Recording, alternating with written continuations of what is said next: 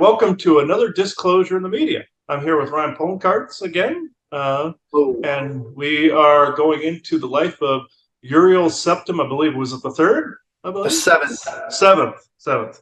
Elder Scrolls, voiced by Patrick Stewart in Oblivion. Thought it's going to be a fascinating conversation. So All right. go ahead. So Uriel Septim the Seventh, the final official emperor of the Septim dynasty, and a major character behind all the events of the first four Elder Scrolls games. So instead of me introducing him to you, I'm going to let him introduce him to you, though Patrick Stewart's not going to come here live.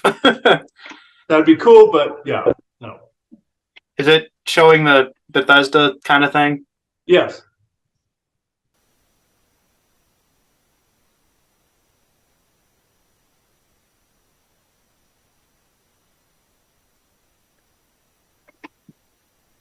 If there's sound, I don't hear it, though. I don't think the sound started yet. Okay. Hopefully it's not bugged, though.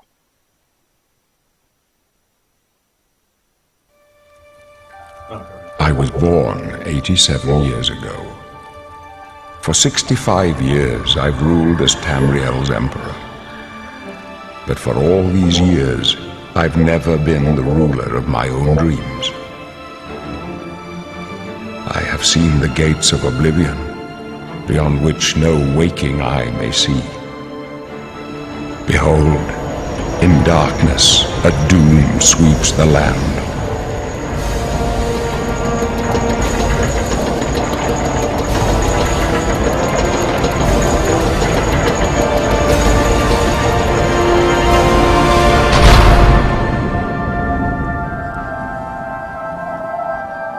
This is the 27th of last seed, the year of Akatosh 433.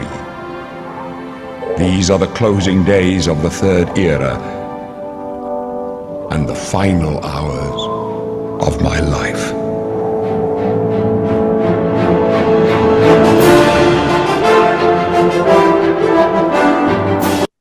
And so that was Uriel's introduction to you, the viewers. So from here, we'll just kind of get on to the man himself.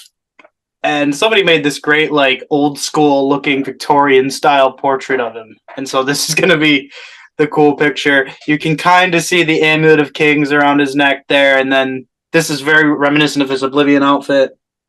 And I think they used George Washington as his face, which is funny. So, yeah, but basically, Uriel Septim ruled for 65 years, from the Third Era 368 to Third Era 433. He was son of Emperor Pelagius IV, and as a young man, he was a bit of an eccentric. As a child, he was known to force his imaginary friend to be given a seat at dinner, and which spurred a great joke between him and the dark elven high prime minister from Morrowind, who would come for dinners when he was now emperor and then ask the whereabouts of this imaginary friend Justin, who Uriel one day, finally getting sick of these stories, was kind of like, Justin met a Khajiit adventurer and settled down in some town and was like, had a farm raising like imaginary creatures. Uriel, as a young emperor, after his father passed away after 28 years on the throne, which is a long time for the Septim dynasty. A lot of these guys lasted a few years max. Uriel took over. He was known to be a proud, boisterous young emperor, fairly aggressive in his policy.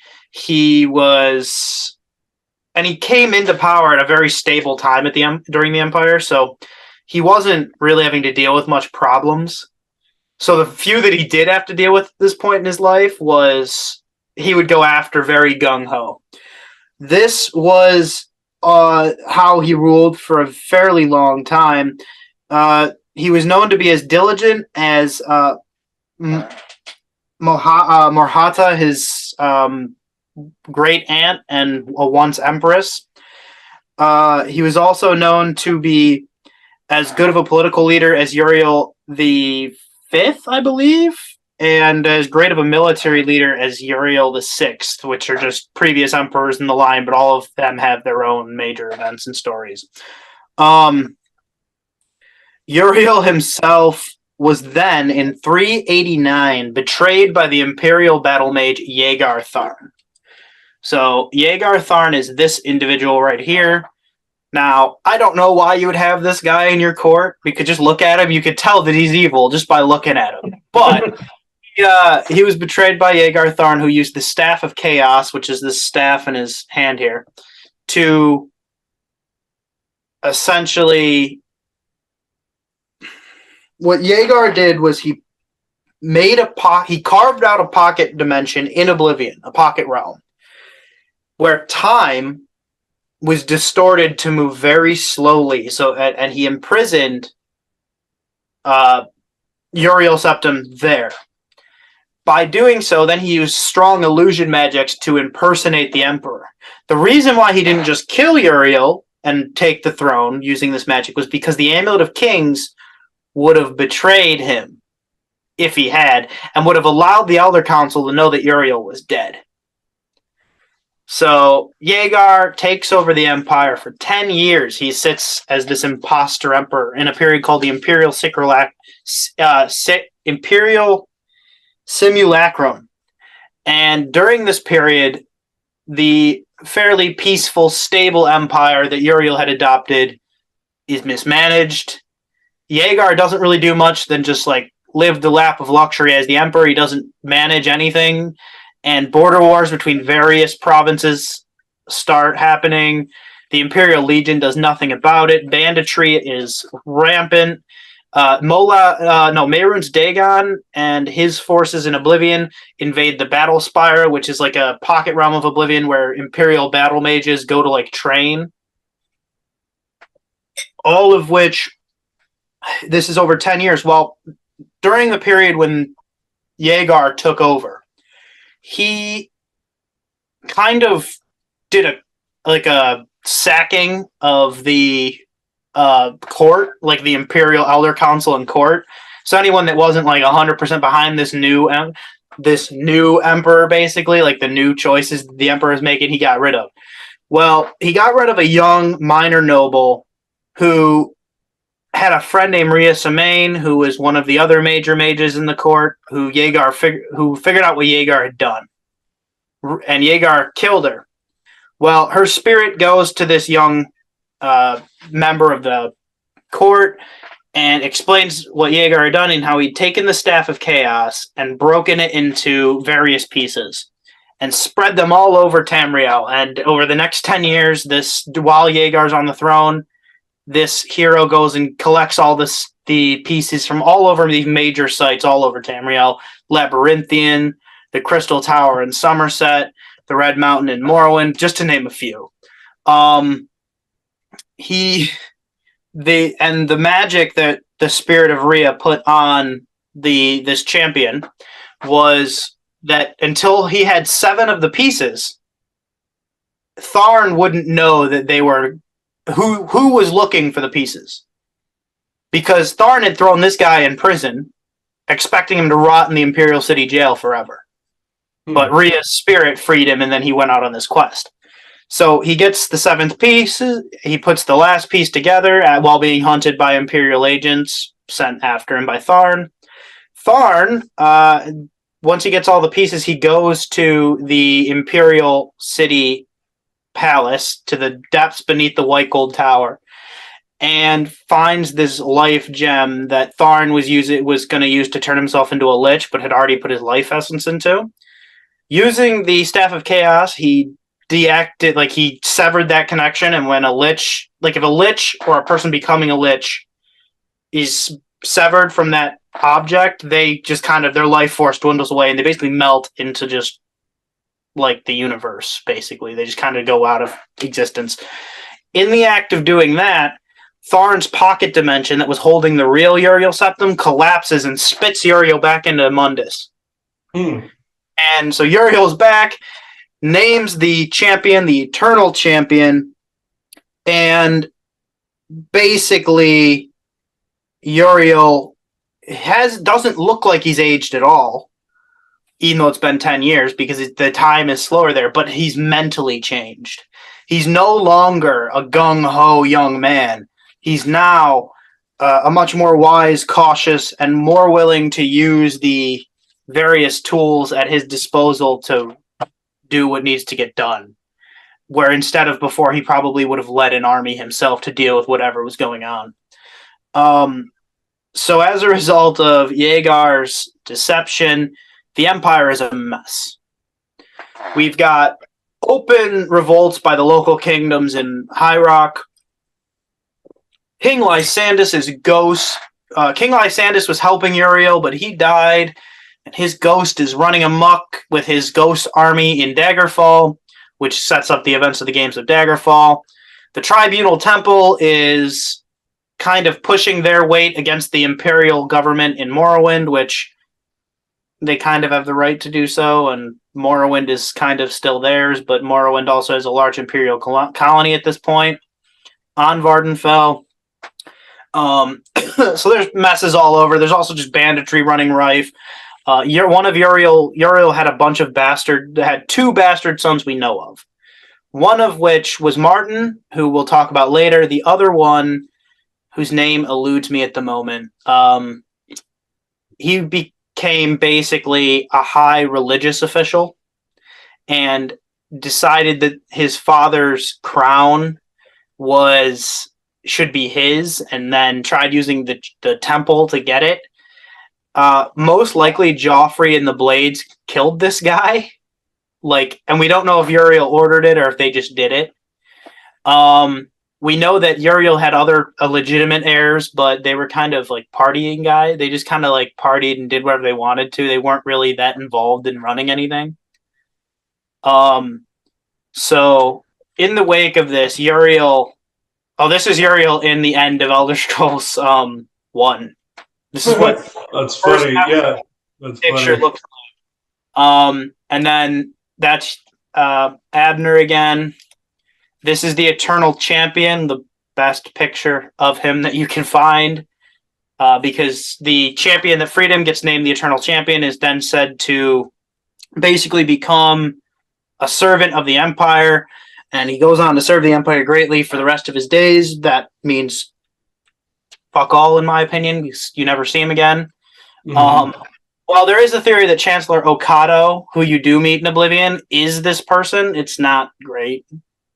Like there's nothing behind it. There's just fans that are like, oh, he's the leader of the Elder Council and like the second in command of the Empire during the events of this time, which is not too long after when Uriel was imprisoned the first time, which is like 20 years later. So they're like, oh, Chancellor Okado's probably this guy, but there's no proof. Oh, okay, yeah. They could easily create a story arc to where that's the thing. But I find this fascinating that they showed directly. Of course, that guy looked evil. I was like, who in their right mind would actually align with that? He looks kind of like a Fomorian wizard or a dark elf or something like that, like the type that Odin went after. And the fact that he literally took the place of kind of like Loki did in Thor Ragnarok sort of thing with Odin, it's kind of along those lines. This happens to world leaders. This happens to people of importance. There are people, of course, that have been put in society. You heard me call them inborns or like sleeper agents and stuff like that. That's a smaller version of it, but you have the world leader-like ones. You have synths that we talked about in the Fallout series. Then you have people like this that can just shift, like reptilian forms and such that can shift into those leader forms. And I find it interesting they made him look like George Washington in the beginning, because that reminds me of the whole apotheosis of George Washington that's at the Capitol, where he's like this, has this statue and has this godlike figure. This shows to me that of course that was part of the kind of cabal agenda to align with some of these ancient civilizations, but you also have another good side where they're trying to bring in the knowledge of the civilizations, but you also have chances where some of these people could have been replaced very well like that in history and have been. So it's very interesting how loosely that's aligned that way. But you're getting the idea where somebody could very well be replaced for 10 years and cause a lot of damage in that time societally and in a very balanced or functioning empire. this is happening in current politics. I'm not going to name the names of the political parties or the people, but people get the idea of what I am saying. You know, people that would cause chaos, order, and chaos in some fashion, or I like to say, comedy, tragedy, order, chaos in the playette that is the theater puppets. But if I mention the names, that tends to get us flagged. But I'm just stating it's like that in reality, where you do even have some of these wizard types that align with the different Cabal families, and you can say they're Orion or Anunnaki or even Reptilian, but those are the different lords, let's just say, like say Molag, Baal, any of those that are actually in history are the leaders of some of these different clans, have their own symbols, sigils. Then, of course, there's military units that have the different symbols, sigils. But what I'm trying to say is, like Molag, for instance, there's a symbol, the owl. Baal, it's a bull. So you have the different lords have different jurisdictions, different areas. You know, I believe Enlil's is a ram, or Enki's is a ram. I could be mistaken on this, but you have the different symbols that also align with some of the satanic sects and everything. And before people get mad at me, yes, I know there is a good satanic sect that opposes the church, and then there's the bad Luciferian satanic garbage that's out there that does the sacrifices and everything. So no hate mail on that one. Some people have corrected me several times on that. So and then there's the white witch, Wiccan, pagan, and you get the idea. But with that, I find that interesting where that one figure caused that much damage to the empire and the relations that align with the empire. And that can happen, where you can literally dissolve friendships and alliances overnight with one infiltrator like that. Oh, you know, it was widely stated the empire was a very stable and peaceful place before he took over, and he left it a mess because he just didn't do anything for 10 years. Mm-hmm. And first crime went crazy, like banditry crime, not like the Thieves Guild. They're always doing their work. But then even border wars started happening. So much so that like certain kingdoms in High Rock fully detached from the empire, and yeah, it was bad. But so Uriel is starting to work to fix it. After these events, the King Lysandas was helping him pacify High Rock and Hammerfell, getting them back into the Imperial fold. King Lysandas dies, and his spirit is now haunting Daggerfall, and so this sets up the events of Daggerfall. And this is from the opening cutscene in Daggerfall. I'm not going to play it because it's kind of just dark, and the audio is really kind of crappy at this point, and there's not very good videos of it online. But this guy here, the bald guy, that is meant to be Emperor Uriel Septim here. And this guy is believed to be Chancellor Okado as well. They don't look very much close to what they're supposed to look like, but this was also the second game in the series, and I think people weren't that picky back in the day. But basically, he sends you to Daggerfall to investigate, and the main character would go on to deal with King Lysandas' spirit, put it to rest, save Daggerfall, as well as help with the Emperor's personal matter, which has to do with the Numidium, which would then lead to the Warp in the West, which would fully pacify High Rock and Hammerfell, bringing them back into the Imperial fold, as well as doing some other stuff, as we've talked about in other episodes. Yeah, like the Dragon Break and all that. Yeah. To the Dragon Break, yeah. That when the Warp in the West happened, like, Menamarkov becomes the god of necromancy, Orsinium becomes an actually Imperial sanctioned place. All the possible events that could have happened as a result of these events did happen, and then folded back into each other to create the best possible timeline. So yeah, that's basically his.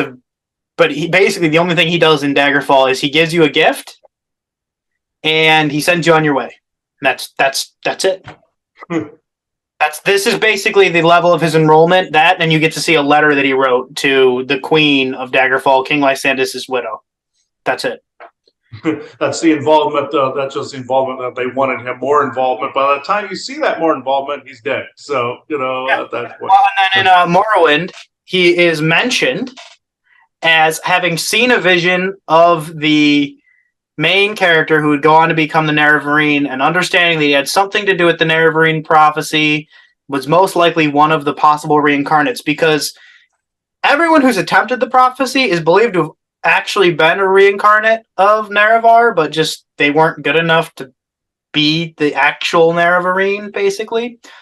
And Uriel Septim saw this person inside the Imperial City prison, had a vision of them as the Nerevarine, and sent them on a ship to Morrowind with the instructions to meet Caius Casadus and an Imperial writ saying that they should be pardoned of all crimes, but they have to do this one thing and go meet the leader of the Blades in Vardenfell.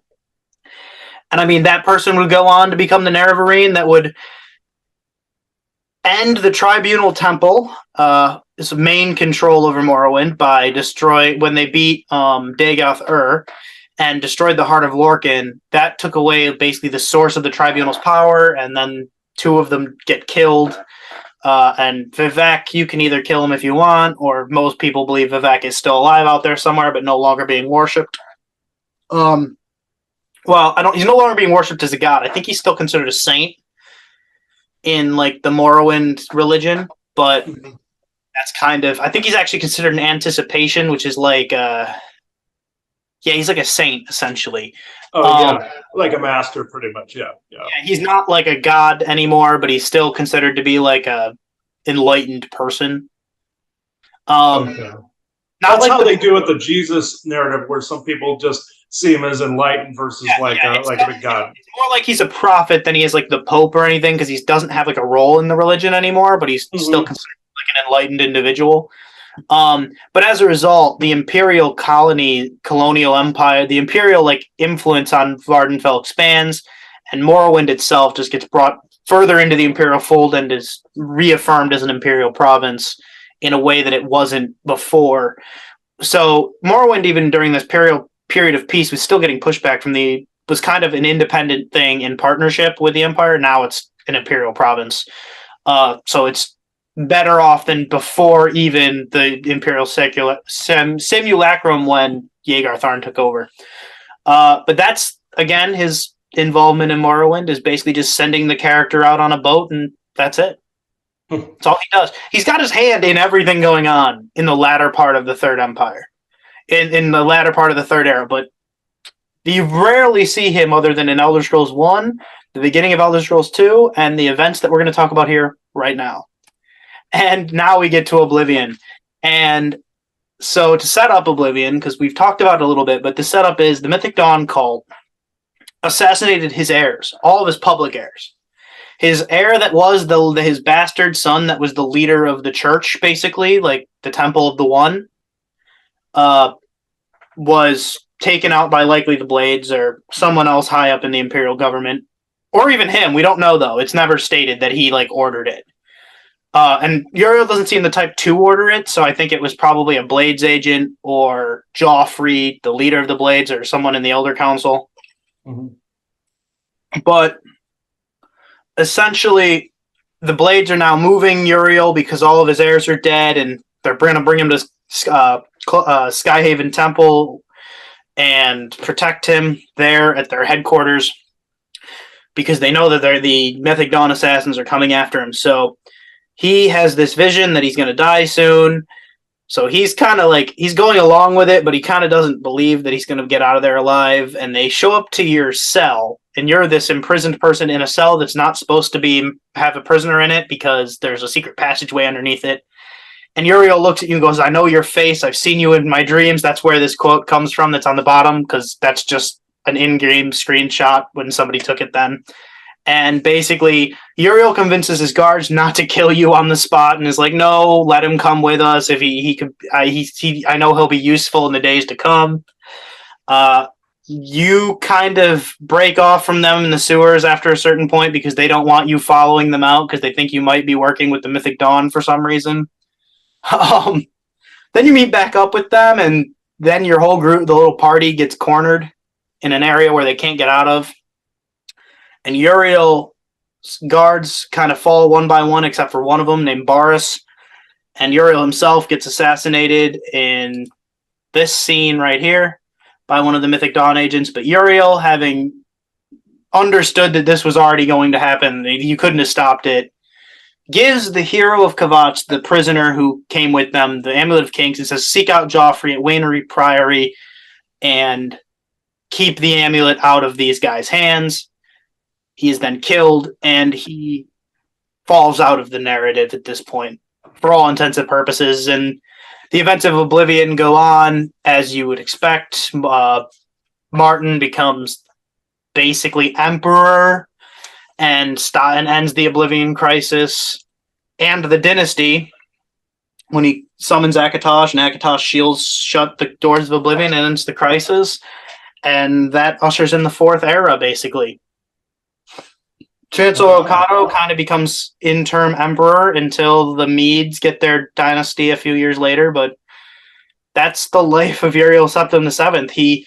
He basically just hands in every major event at the end of that period of the Empire, of the Third Era, but you don't see him often, but he's a very important character, and he led during a very turbulent time, especially after the Imperial Simulacrum, where the Tamriel was in complete shambles because Skyrim, Hammerfell, and High Rock were at war.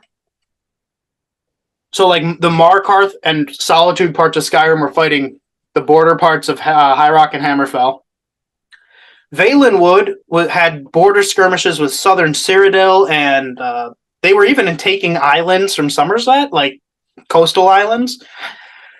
We know that the Argonians and the Dunmer were fighting again and enslaving each other again, even though slavery was officially banned, they were still doing it. And we also know that the Bosmer and the Khajiit had a border war. So, yeah, basically all the borders were kind of fighting with each other. There was even threat of a few nobles in Cyrodiil starting a Colovian-Nibelunge conflict, but that never really came to pass because Rhaegar realized if there was a war on his doorstep, that would be bad, but that's the only thing he kind of stopped. Huh. And he stopped it, I think, by using illusion magic again, but we don't know much about it. And then Mehrunes Dagon himself took the Battle Spire. So, yeah, basically Uriel had a lot to clean up. Luckily, the Battle Spire situation kind of got dealt with by one of the learning students there dealing with it. But the Battle Spire was still lost as like a place that they could use to train. Mm-hmm. But luckily, Mehrunes Dagon couldn't use it to like actively get into Nirn. Because it was too much of a buffer in between. Yeah. Well, because his original plan was not to do it the way that he was going to do it during Oblivion. His original plan was to use the portal in the Battle Spire to then attack Mundus that way. It would have been a lot easier for him, but this student there was able to like destroy the Battle Spire and deal with it. Man, make sure that anchor point was no longer accessible to him. Yeah. But this training facility was lost, and it was an important area for the Imperial battle mages, which were basically the magic side of the Imperial Legion. It's interesting. The download I'm getting, and we can have someone confirm this as well, where that certain family lineages that have some certain genetic memory, and I'm not that I'm saying certain lineages are above or below anyone else. It's just certain ones come in that have more added to them. Like you could do psychic training and then pass that on to your descendant. It's just like there are lines that go back to the Tuatha De Danann back in Ireland. I found out that also formed the lineages of natural witches, and later on where they had certain traits in this. In this, the download I'm getting, and who's coming through can explain this further. Whereas say Mehrunes Dagon, we explained this in the Sigic Order episode where there was this agreement where they could not manifest on Monday. Yes.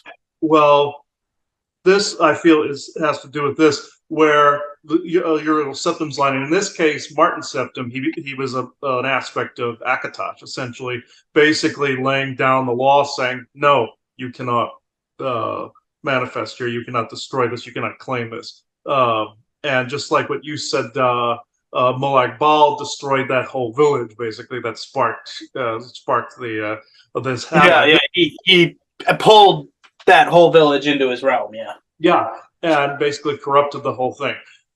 These things are being averted by some of these treaties. Even though I don't always agree with the treaties, because they prevent Earth from getting heavily involved in some things out in the open.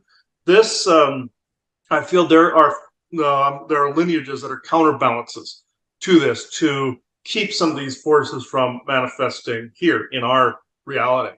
And I believe Uriel Septim and Martin Septim were a manifestation of that, of that particular concept. Well, lore-wise, Uriel Septim, when he was imprisoned in Oblivion, it's stated that like he got these precognitive visions and dreams only after that point, and that they think that like during Oblivion he kind of tapped into a spiritual energy that like was untapped before. Yeah, like and he going came out with there. Yeah, because he was kind of out of time. It would be kind of like if you had a 20 and back, and you saw the events that were coming, even though he was there shorter than some of these events took place. He was able to see some of these events that were coming because kind of he was outside of time and looking into it.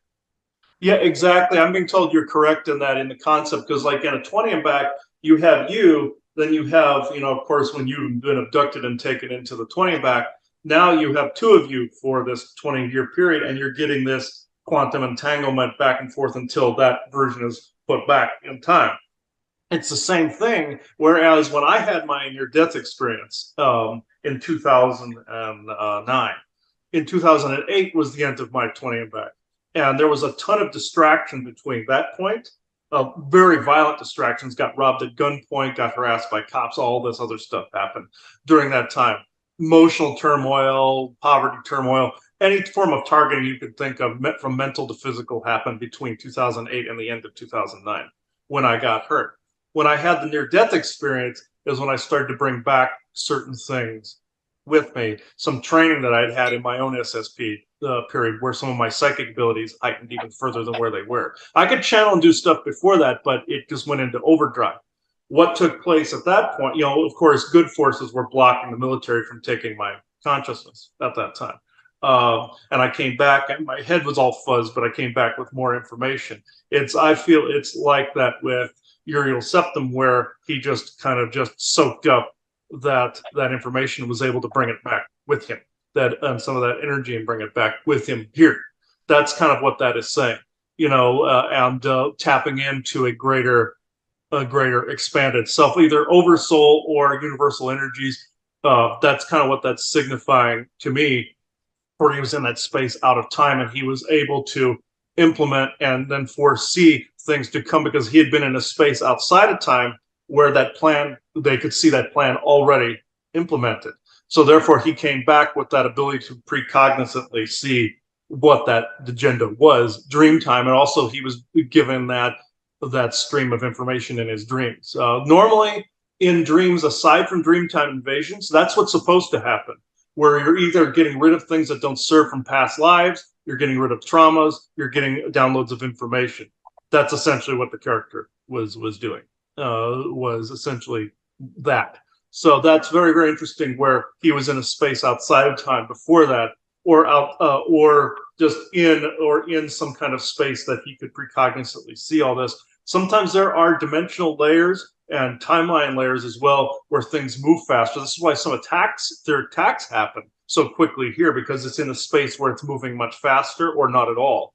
And so we feel like we're getting attacked repeatedly day after day after day with, like, say, with like some of the brain slugs I run across, or these jellyfish octopi type ones that are coming in from dimensional spaces.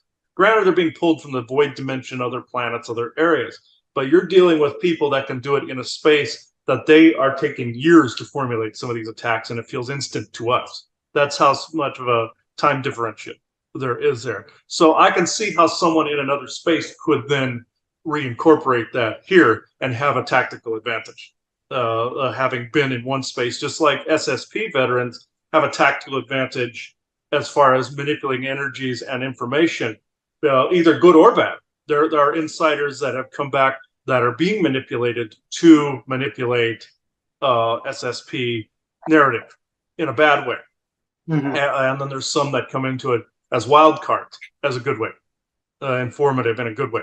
So you have both of these where they've been in a space outside of that. And also, if you exit this planet, you have a different signature about you. There's a different glow about you because you've been outside of the Earth's biosphere. SSP people not only have that temporal signature to them and have more knowledge from having been in another timeline or having run parallel to themselves, there's also this radioactive signature they come back with having been in the solar system or further out into space. And it's like the immortals on Highlander. We can all kind of tell each other apart based on some of those fingerprints you come back with. Essentially, you have your core thumbprint, which is your quantum signature. That can't change. That's indicative to the universe you're in, unless you're from another universe in the multiverse. That's been displayed in multiple shows, like also Star Trek. They did it in the final season of Next Generation. They did it in the old series with the matter and antimatter universes, multiverse of madness with the universal incursions, all of these things. But they, somebody's trying to mess with my head now that I'm bringing all this, the multiversal information into it. I think you can feel that too, but it's. Oh, yeah, I'm having a very hard time focusing on what you're saying. Yeah, this is. I'm trying to speed through because somebody's dicking with me at the moment.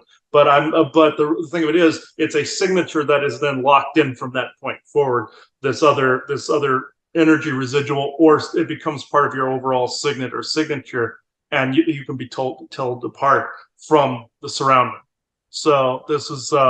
And even if you were manipulated somewhere and aliens took you into space or wherever dimensional space, you come back with something always.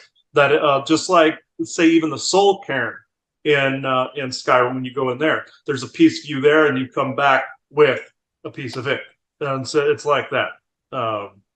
It's a very far-reaching concept. Obviously, somebody doesn't like me talking about it.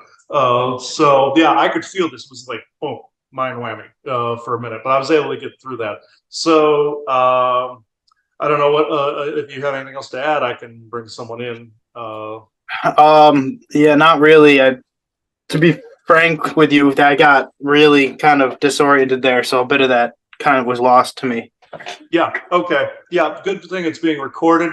This also, I think, interlocks with our private conversation before this, because I made, there's a synchronicity in that. I'll add pieces of that in there. I don't want to give away what this is, but I will add some permanent pieces to show the synchronicity, and that's it. That's all I'm ever going to share. But I won't say the name of the place or anything. I'll bleep that. But it's like I made a recording, when I was playing Skyrim about the concept of the reanimation of the Oblivion, one of the Oblivion gates. Ironically, we're talking about the Mythic Dawn and everything, and it's another quest they added to Skyrim that I have a feeling was a synchronicity that our guest today was trying to align between you and I with that. So, and he's nodding to me. Okay, his name is Douglin, and he's a Sasquatch. So yes, he's from England. I know that. And with a group of them that are there. So yes, that's why you wanted that synchronicity put in place, because you were trying to communicate with the both of us simultaneously on this. And how does this apply to the current subject with the figure we're speaking about? Just I said it already with the link between he comes back with more of a precognitive information and able to see not only future events but able to alter. Somebody like that would be able to alter the fabric of something dangerous here in this dimension that being such as yourself would not necessarily completely affect, is what you're trying to tell me. Yes. That's okay. It's because both of our SSP links, we have a certain signature as well. So I understand. Thank you, Douglas. And we explained it. I won't rehash it because we already did it in the pre-recording, where I will edit that in from this point. I'll put that after I'm done with the show here. So, and the recordings I did precognitively about that quest in Skyrim that was talking about the events of Oblivion. So obviously that was a synchronicity that lined up. So that. They love to use other folks. They love to use other scrolls for a lot of synchronicities because there's so much truth put in here about different family lineages and all this. They love to use these as synchronicities. They love to use The Witcher, and they love to use Star Trek and Star Wars. They love all of these. So They use Halo to some extent too, but it's not as yeah, much. Halo, they love to use that too. Yeah, yeah. Halo's ancient stuff is nutty.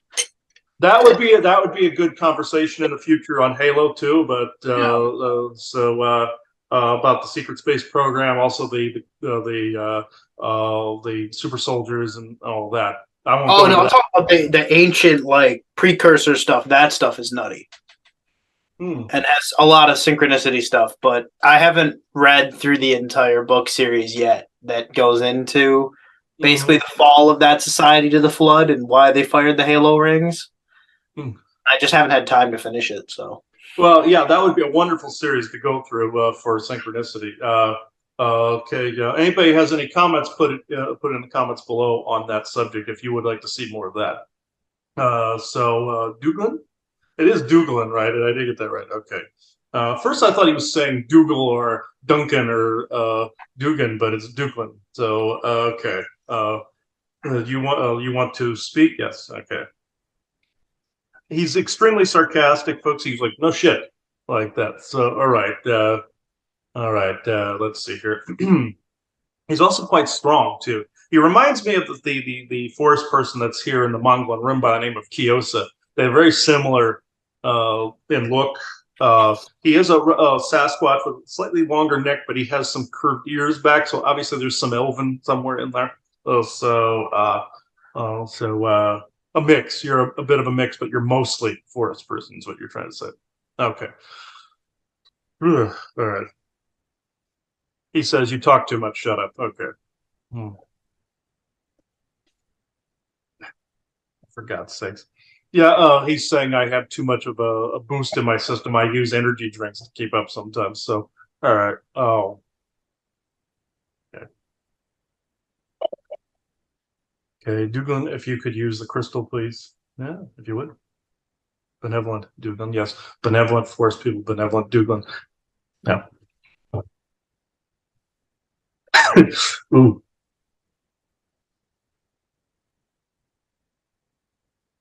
This will be brief because of the interactions that you have been experiencing, Leslie. I myself am somebody who would see after some different sites, corrupted sites, and also deliver information to individuals that could correct such areas. Your figure of Uriel Septim the Seventh and also Martin Septim, you could say exactly what he just said was basically reinforcing a balance, reinforcing a code, reinforcing peace in that particular way. And you could say I am a type that delivers messages to those that can within the clan that I am within. You would call me more of a magician. That's not exactly accurate, or wizard. That's not exactly accurate. More of an overseer, or my job in your human vernacular would be, you would say accountant, but not in a mathematical way. Something of that nature. Someone who is like a checks and balances type of person. This is also what is kind of being seen in this, them being the aspects of Akatah. This is quite interesting, as in the quest that he saw, where your figure also is an aspect of Akatosh, but then is used inadvertently to open the gateway in question because of the vibrational code variances and vibrational code frequency variables involved. He will, of course, he recorded this ahead of time, but I can go into questions if you like. All right. So these codes, these vibrational codes that we can, so what you do is you essentially bring them to the attention of the right people so that they can try to deal with resolving them because you can't touch them. Yes, there are certain treaties involved that don't allow me to get involved, very much like your Sijic order told the different Daedric lords they could not manifest on Mundus. It is of a very similar nature, but this does not negate telepathy, channeling of this kind, and dropping of synchronicities as I have. And yes, I have attempted to communicate with both of you, and for some time he has unfortunately, given certain events, has been slightly tone deaf to certain, let's just say, the communications as of late. So synchronicities were more useful in this particular way. So yeah, even if I approached anything that I wished to correct, it would not have the same oomph, as you would say, as someone more grounded to your version of Mundus, let's just say, in the frequency value that you're within. Given also the fact both of you are SSP in this way, you also, as he said, have a certain frequency value aside from your personal signet, and also have the knowledge necessary to carry out certain tasks. It's not like we are demanding certain things. It's just more of a suggestion that certain things be corrected. It is very much like the figure of Uriel Septim the Seventh.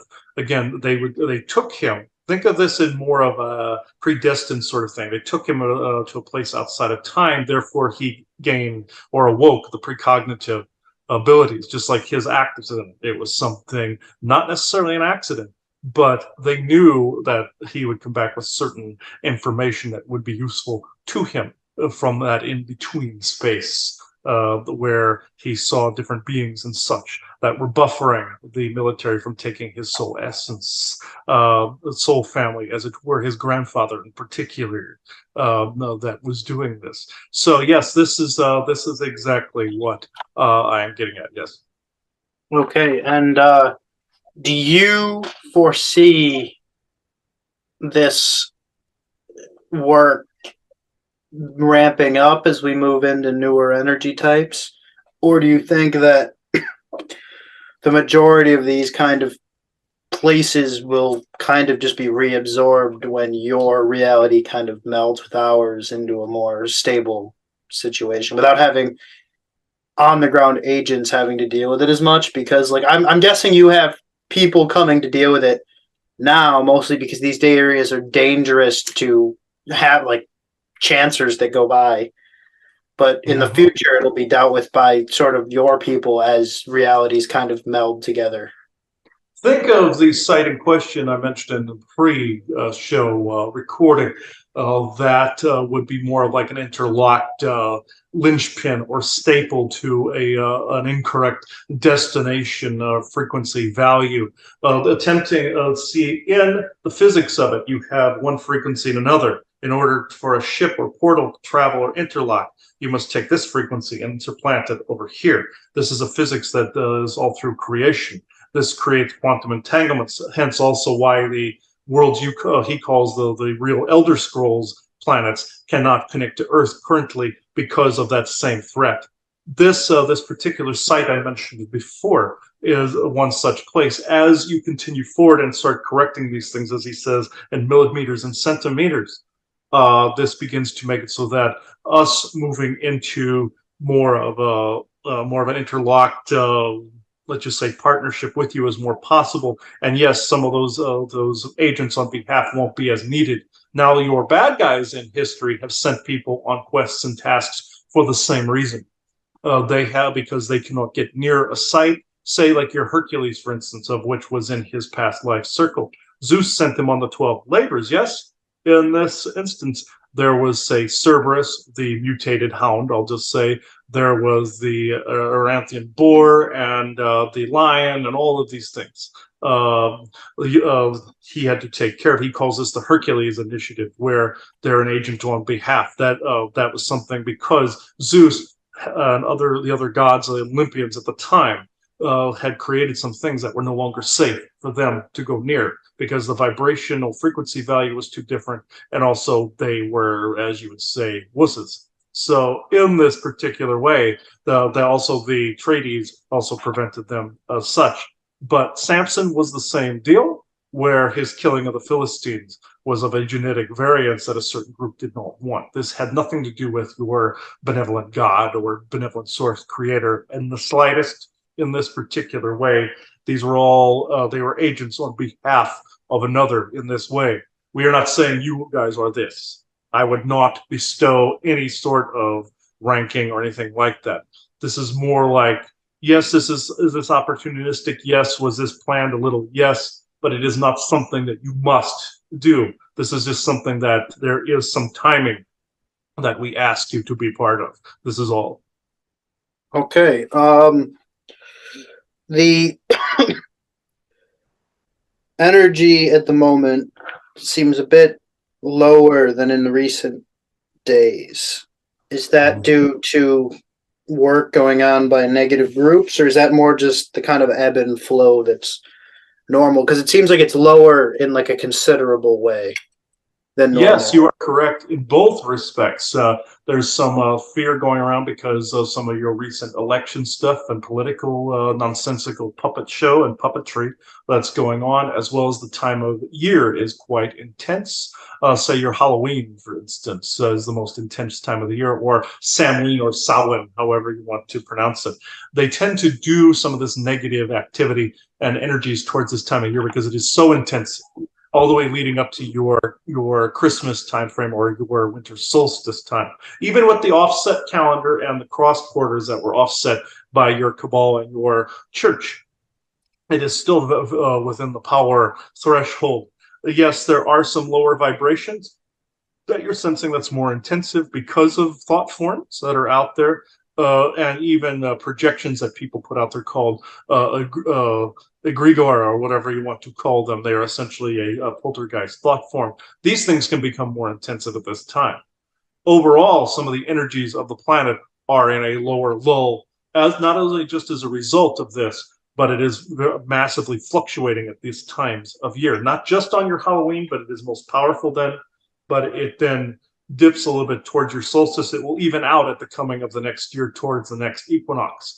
But this is what is essentially doing this. You're sensing these massive ebbs and flows and implanted different, let's just say, thought forms, false flags, and other fears that people have that are being heavily amplified.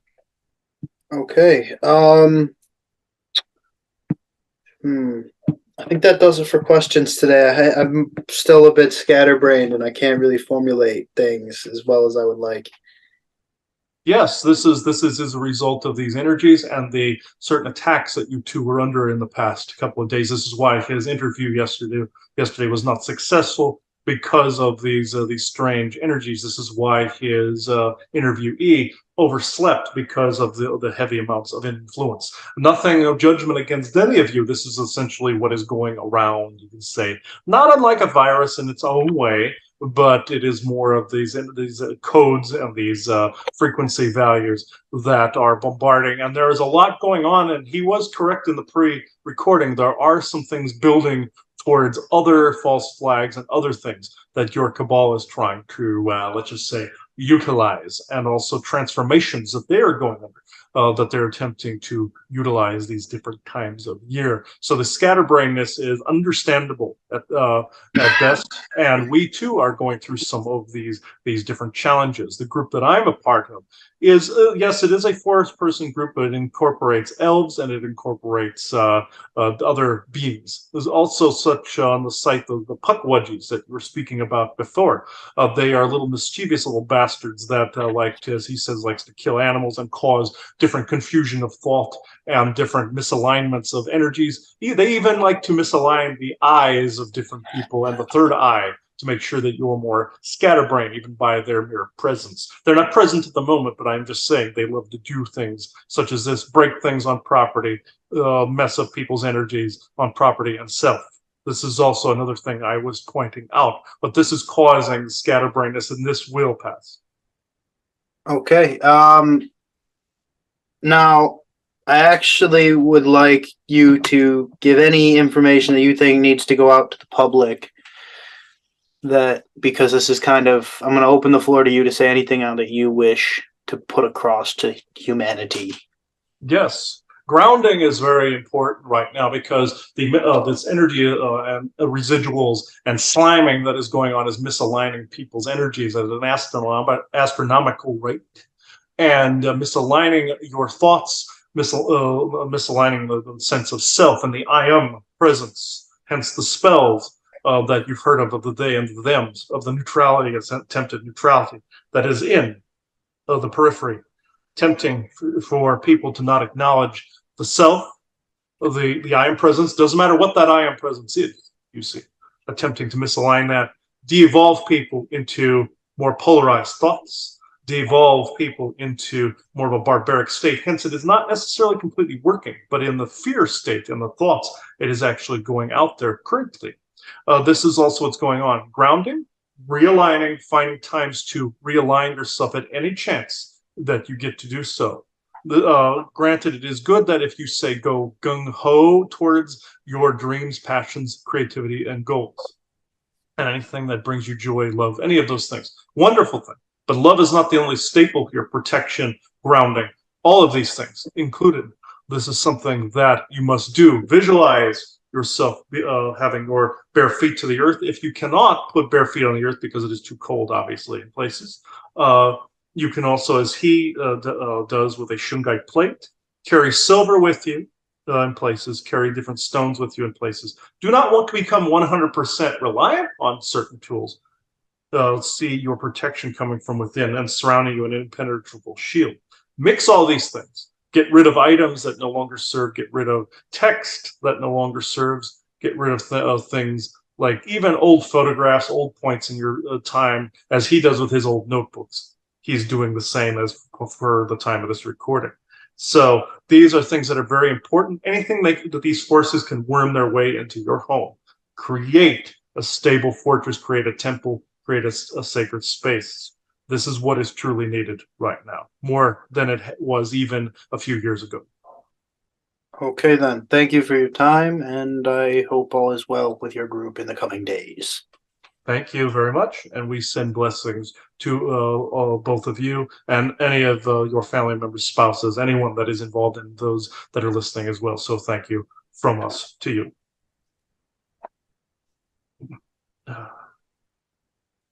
Ooh, he was in a hurry to detach there for a minute. My hands are freezing right now, which means that was a very fast-moving frequency. So he knew that it was starting to rev up, and he did clear and realign me. What he was saying was the realignments that you or misalignments people are experiencing. You have to get right on that immediately. We've had so many periods of me when I'm going through my notebook burning, for instance, getting rid of timelines that don't serve. These were from older channelings of beings that I no longer trust, or it's events that no longer serve. And then now I'm keeping them in a database. But burning them, you would swear I set off an etheric atomic bomb doing this, because it's releasing all of this and it's disconnecting me at an astronomical rate to those time codes that were in the notebook. So doing that, it's realigning me to the current moment over and over as I'm doing this. So always staying in the moment, plan for the future, of course, as they like to say in Star Wars, like what Obi-Wan was saying. Didn't Yoda say always plan for the future? Qui-Gon said, but always do it in the moment. That's essentially what he was getting at as well. So grounding, all of that. That's very prevalent right now. Also, don't fall for the puppet show that's out there. It's an attempt to divide. That's what he was getting at. I know that seemed to veer off that particular subject, but what he was saying is there are families out there and people out there that have come in ahead of the curve to be able to govern and fix some of these different energies, put information out there and energies out there in millimeters and centimeters to basically trailblaze is what he was trying to get at. So I wanted to basically put that into context a little bit more. But yeah, my hands are absolutely freezing at the moment because of the energies, and people always mix this up. They think cold was bad. Maybe maybe with ghosts making the room colder. That's what people think of. But with faster moving energies, it's colder. You would think up, warm. No, that's not necessarily so. If your blood pressure is going up and you're hot, something's oppressing you, like somebody's pushing down on you with a denser energy. Heat, friction, think of that. Yeah. Cold, faster moving frequency, and sometimes the body gets so cold that you have to stand in the sun. When I accessed for the first time some of my SSP stuff, when I was talking to other insiders at one point on interviews and such, it tapped into something that raised my frequency immediately. And that doesn't always mean you have to be in the happiness and joy area either. It just means you have to be sovereign, aligned, and balanced. And all your emotions are balanced completely. That's a misnomer in the New Age community. So where you just have to be a balanced person, essentially. Everything in balance.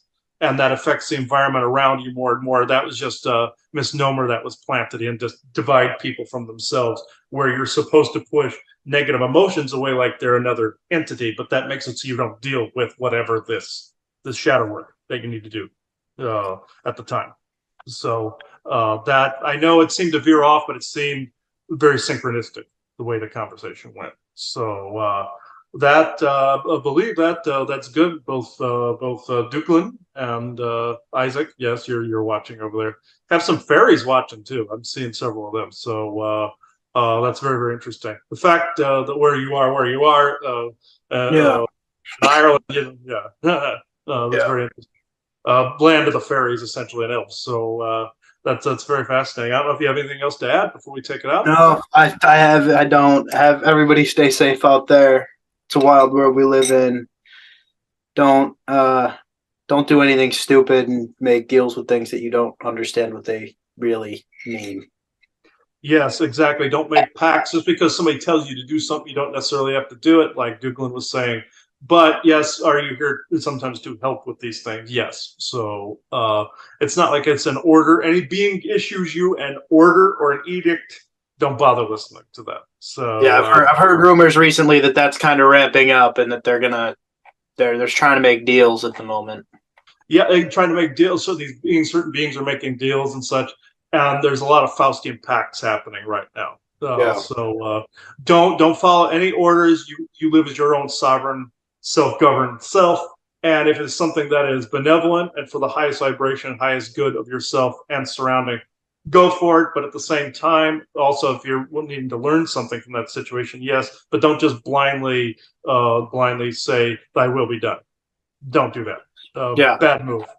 Bad move. So I think we're good here. So thank you everybody for watching this episode. Hope you enjoyed it. So bye-bye everybody. Have a good one.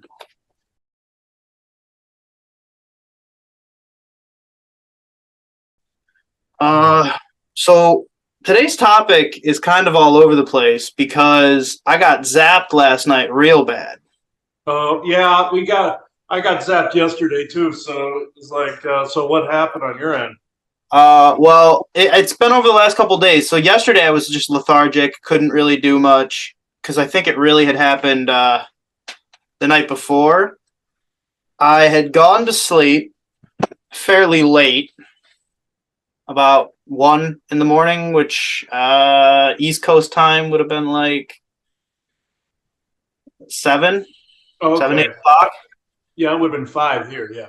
So ended up waking up in the middle of the night with my ring finger and pinky finger all the way up through my elbow on my right arm, completely just like unfeeling, pins and needles, shocking. Both my calves have been sore since then. I have no explanation for it. I think I may have been abducted and sort of. You know, I was waking up the same feeling this morning. I had in the middle of the night. I had pins and needles and such in my hand. So I kind of went through the same identical thing. I'm thinking I woke up with like bits and pieces of stuff in my head that I couldn't quite grasp onto. And my hand didn't come back on for 40 minutes. Oh, like even if you like draped it over the bed or something, it didn't. No, I actually ran it under hot water while rubbing it, and nothing worked. Oh God. What finally took it was I laid my entire arm straight on a pillow and just like kept clenching my hand back and forth. And finally, after about 20 minutes of doing that, it came back to like, it wasn't as bad. And then it finally like zoned back out. But yeah, it was very unpleasant. Yeah, I feel that was a targeting. I think we both got hit simultaneously. So it was like, because this is another reason I see I had the silver rings on my fingers. Where how it goes to the ring finger, it affected that meridian for whatever reason. The first thing that goes through your mind is like stroke or something like that, but it's like, but yeah, it feels really creepy. And I had a whole arm one time where I had that was like this I just drape it like this for a while, and that's like an electrical like energy weapon type of thing that does that. Yeah, or injection of some kind where they numb you. but like Novocaine-ish type of thing. No, so that could have that. I'm thinking that that was military. I'm getting a strong impression it's military.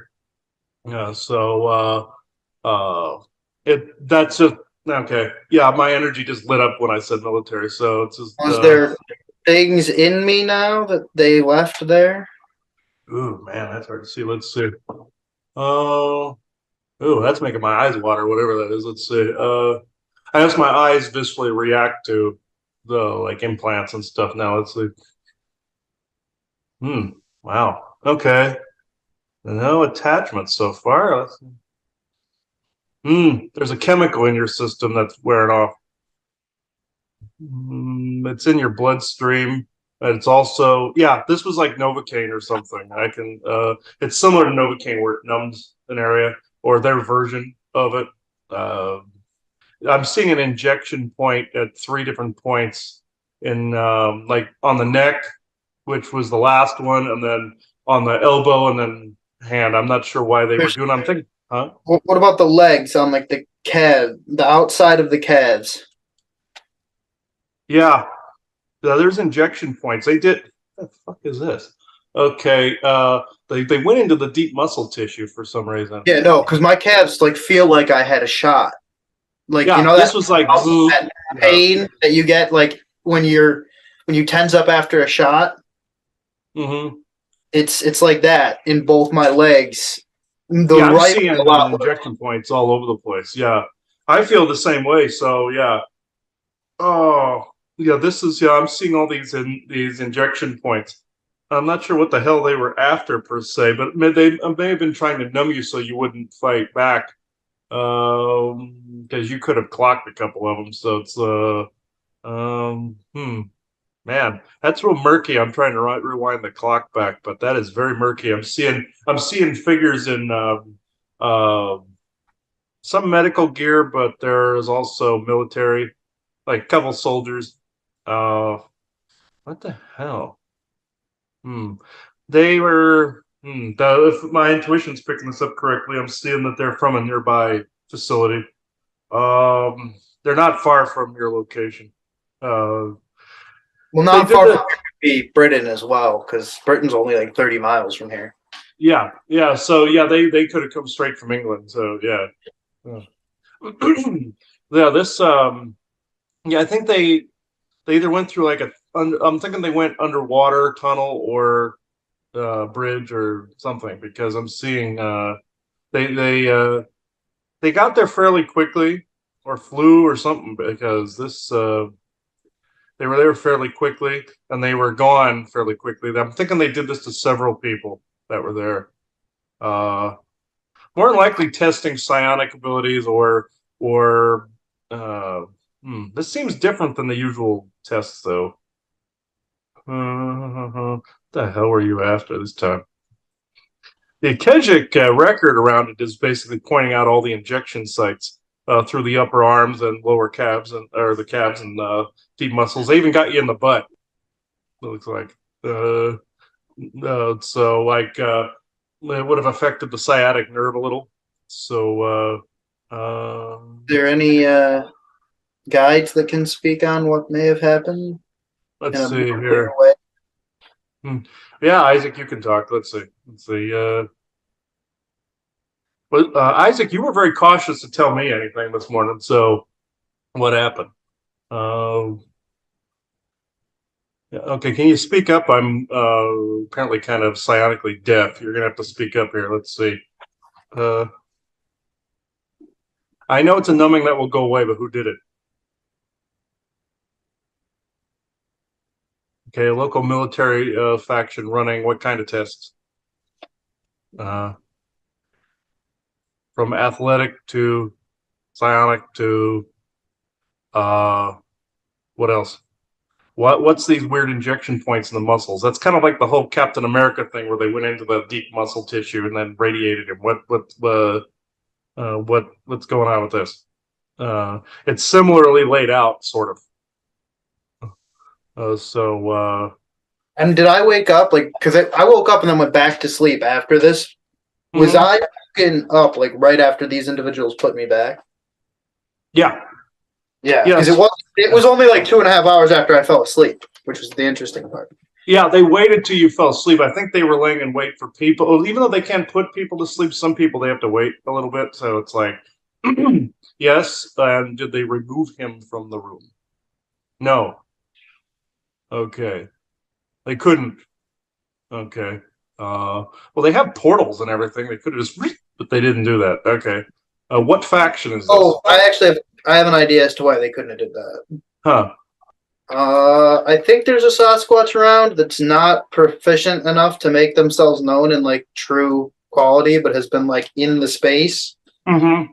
Or at least not proficient enough to make it known to me without drug-induced AIDS. Because this being has been having me like watch documentaries and stuff recently about researching them, which means they're probably just trying to get me to look at Sasquatch stuff.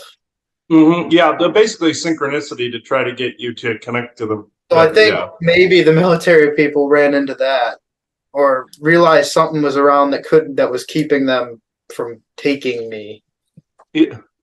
There's that. He's saying there's that. You have Soul Family and Elementals that were helping out too, even though they can be in danger from these factions too. They are. Boy, Isaac, that's really foggy today. All right, let's see. That affects the brain a little bit. Okay, no shit. Okay, let's see. Yeah, there is a Sasquatch faction. They look different than the ones here. They're shorter and they're kind of elf-like almost, but it's like they're hairy. They look like hairy elves. Like they have like these curved ears, like pointed and then curved back a little. So they're different than some of the forest people we have in the United States. But like the ones in Australia, the Yowie look a little different too. They're even though they're Lemurian descent lineage, like the ones here, they look a little different. These guys are closer to elves. It's like, but they are forest people. Yeah. This individual followed me back from Amsterdam last week and made contact with me whilst I was sort of in the same way that Tolkien did. Okay. Yeah. In the almost exact same scenario, but this time I was alone in just like a dark hotel room, kind of trying to like gain knowledge through using things. Okay. And they appeared and gave me the whole spiel that the forest people give. Mm-hmm. Sort of all the information that I was like, I kind of already know all this, and then they went a little bit deeper with some new information, and then they haven't really left. I felt their presence, but they haven't been able to communicate coherently. I see one in particular. They have the individual I'm talking about still has the. Yeah. He's still like this. Yeah, I see him. Yeah. He looks like a regular forest perm, but his ears are slightly different. I didn't get a gender on it, but all I got was kind of the face. Yeah, okay, let's see. Male or female? Male. There's something you're concerned about, friend. Basically he's saying your well-being there because of what took place. Okay. Yeah. They would have tried to convince you it was like a medical condition or something these military would have, and I think they're doing that to other people. My initial thought was that it was a medical thing because I woke up and I'm like, well, carpal tunnel doesn't affect these fingers. Mm-hmm. And so, because the carpal tunnel, which is funny, it affects the three fingers that it doesn't, that these two work. Yeah, it's the opposite. Yeah. I know what carpal tunnel does because I know a lot of people that get it, and gamers get it all the time because they don't do enough hand exercises. Mm-hmm.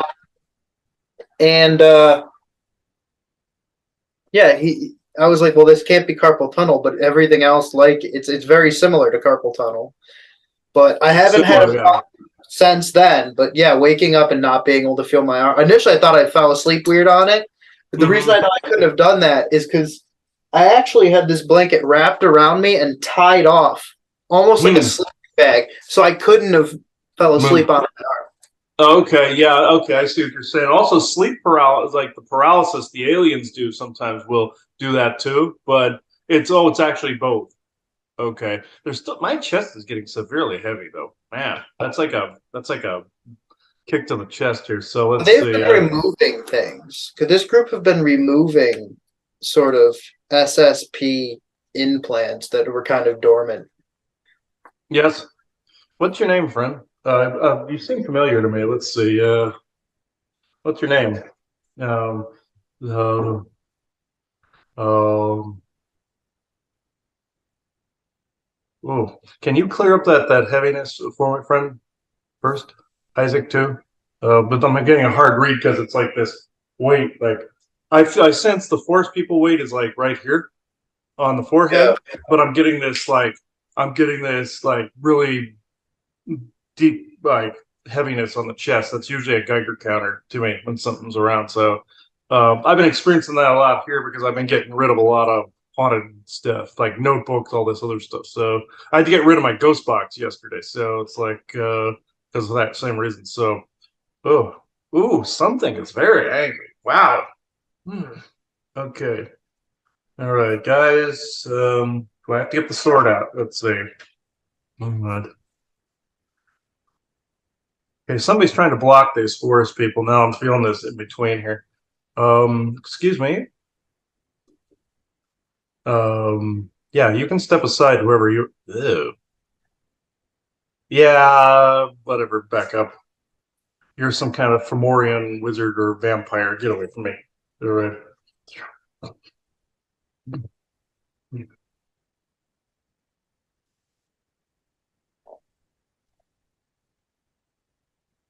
was attacking my amulet here, this amber one that I usually have here. If I had another one, I'd send you one, but I haven't been able to make any more. Man, that really hurt. I gotta look at my own here. Let's see. Ooh, you stuck something in my chest, you little turd. All right. Ow, that was right in my eyes too. Yeah, man, how did you guys do that fast? Man, I just cleared myself before I got on here. Mm-hmm. Man, they were quick this time. Mm. That was like a jellyfish with one eyeball on it. I had to get rid of that. Let's see.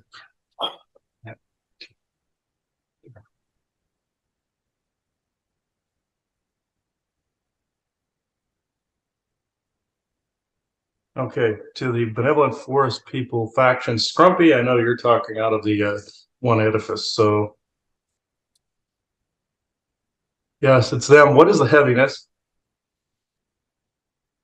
A targeting. I know, I understand that, smartass, but what okay, where's the other forest person I've just seen? Okay. Yes, I know Isaac. He's a hairy fairy. Shut up. All right, let's see. All right. What's his name? Or what's your name? Excuse me, I can see you. Did you say your name was it Dugan or Dubin? That was hard to say. Or Douglin or something like that. I'm trying to Dougalin. Okay. And I know where's that thing. Okay. Okay. All right. Dougalin. All right. All right. What okay, Dougalin, what were you concerned about? Well, I know that thing that I just got rid of, but yeah. Oh, ooh. You have a strong backing too. Where'd you come from? No shit, Sherlock, a forest. But what? All right. Yeah, he's a bit sarcastic too. So, all right. He's probably not in this country because there's not much forest left. There's a few little areas, but that's it. Yeah, I don't think he's in Ireland. I think it's more England because yes, you're transmitting from England. Yes. Oh, what is that enormous weight though that is close to you? Is that where close to where you're transmitting from? Okay, what is it that you wanted to help Ryan with? Oh, can you re-explain that, please? Yes, and Duglin was trying to prevent certain things. He said that that or hit him from hitting you is what he's trying to tell me. Hmm. He's from the area around where he is, so that's in England, around in the forest areas around there. Okay. And that's where Levick and them are too. Usually, let's see. Oh, I feel yeah. You're very concerned about what exactly? I mean, of course that, but I mean specifically him. Are you saying this specific type of incident happened to him as well? You are okay. Okay, I was wondering what the specific event was that precipitated that. I never got a clear picture on it. So, all right. What was going to hit? Oh, okay. Have you had like weird, intense like thoughts like that are like either gross or just odd, like literally, I mean, really off the wall? Uh, Yes, but they kind of stopped after when we did the thing and got rid of that being. okay, That was like that alternate me. yeah. Oh yeah, I ran into another alternate me after we spoke that time too. So it's like, uh, yes, Ever but since then, they persisted for about a week, and then they kind of just went away, and I haven't had them since, which is good because they I, were fairly awful, yeah, but yeah. they were. I think That's that what he they was were. concerned with. Yeah. I don't think I think they were like alternate reality sort of things, but Yeah, not. I've been getting a lot of multiverse stuff lately too, but it's But I haven't like, had like really bad thoughts. oh, good. I believe the military was trying to reinforce something else, either bodily failure in one way, also nervous system failure in some way to make you more susceptible, I think, to certain influence, and you're becoming far less susceptible, and they don't like that. So it's like with him, he went the other direction where he became completely susceptible, but it was like, you are like I'm doing the same. I'm forming an extreme immunity to it, and it's from all the attacking. It's like you get a virus a number of times, you're going to be immune to it. So it's like, Well, it's normally because I ignore it. If you, yeah, oh yeah, you just ignore, yeah. or and if you put they put a scenario in your head, you just what I say is you just change the ending of whatever they're trying to create, and then close the circle, and they get really mad. So it's like I did that. I was standing in the garage one day, and I did that, and they got so pissed. But it was like, oh man, there's like something like on top of my head. Duplin, is there something around now, or is this just slime? Residual. Okay. Yeah, that's what it looks like to me. All right. That's really annoying, actually. There we go. They tried to block my crown a little bit because I was starting to pick up on that. But yeah, they were trying to make people more susceptible to something. Is it Duglin? Are you saying that they're planning something else to make to control in some fashion, but they needed an extra boost, or they were trying to get people to not see something coming up? Is oh, that's what you're trying to tell me. All right, all right. They did this just prior to COVID too. They were trying to make it in 2018 and 19. They were trying to make it so people weren't picking up on certain things. So it was like, especially towards the end of 19, man, they were like, they were just really hitting. And then, of course, you know what happened in 2020, but it was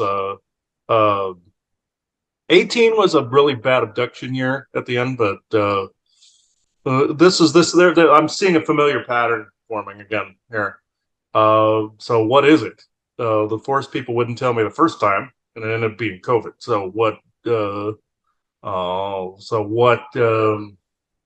what is it that they would drive somebody mentally insane over and tap into their multiversal crap and everything? Or are you even gonna tell me? Let's see. I know you don't know me, Dublin, but you look familiar to me. But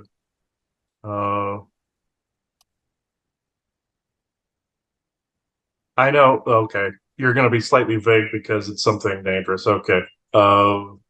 He just basically said that they stepped in to make sure that what they were trying to do was interrupted. Kind of like what I said in the recording at one point. You have to be a pain in the ass to prevent them from doing certain things, and you were doing it, I believe, but they managed to inject you in the muscles to make sure you weren't going to be swinging punches and doing stuff like that.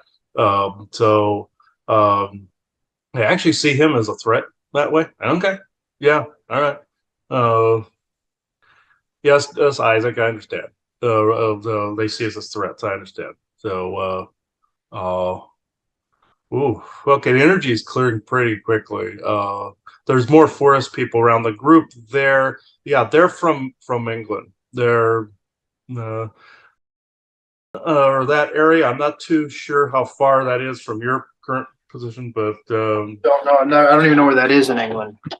yeah, I think it's close to London, actually. That's not very close.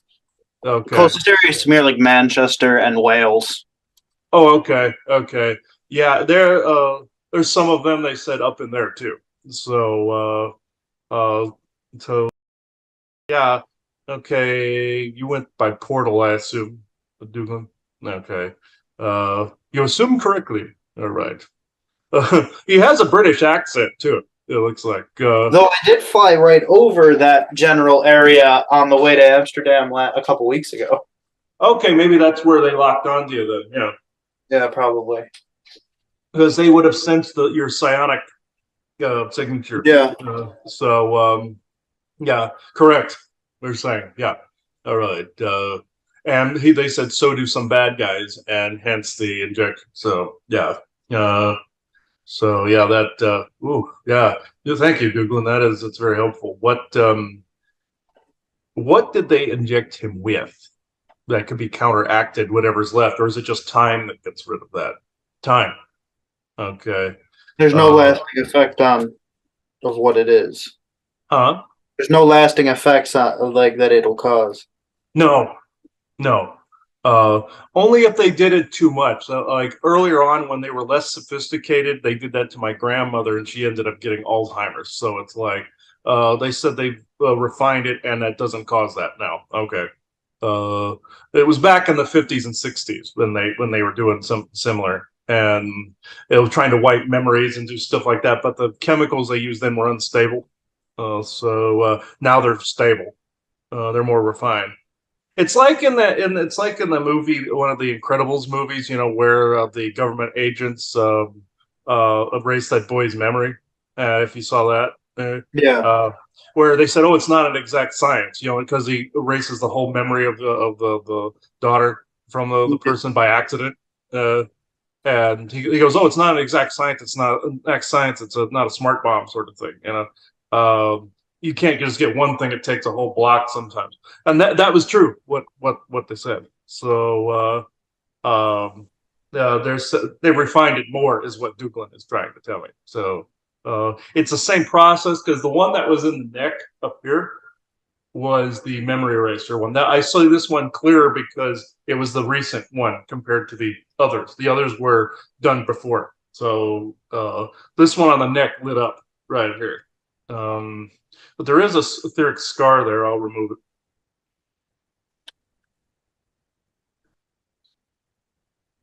There are no sigils. Oh, there's a weird entanglement from the injections because of the low density of the chemical. So I'll get rid of that. It forms some strings, so I'll get rid of that. Technically, Duglin, that qualifies as an entanglement or an attachment. Well, okay. Because I'm seeing their residuals from when they injected you. That's more entangling. So, I'm just seeing hands. There's a woman that did the neck one, female soldier, and then there were the rest of the other two were guys. Yes, Isaac, I know there are women soldiers. Shut up. All right, let's see. Because I saw a female hand do it. I normally only see guys for the most part with some of these factions. I normally see men. It's not often I see a woman. So.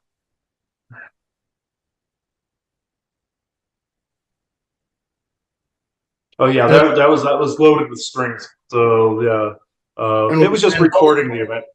Why is this individual trying to get me to go to a known, like, unsafe portal location? Let's see. Yeah, Duglin, what is the location? Where is it? It's a place near. Like the intention that I got was that they wanted me to go during my Christmas time when I'm back in the States to this Okay. place in the Uh-huh. Senecas won't go near it Hmm.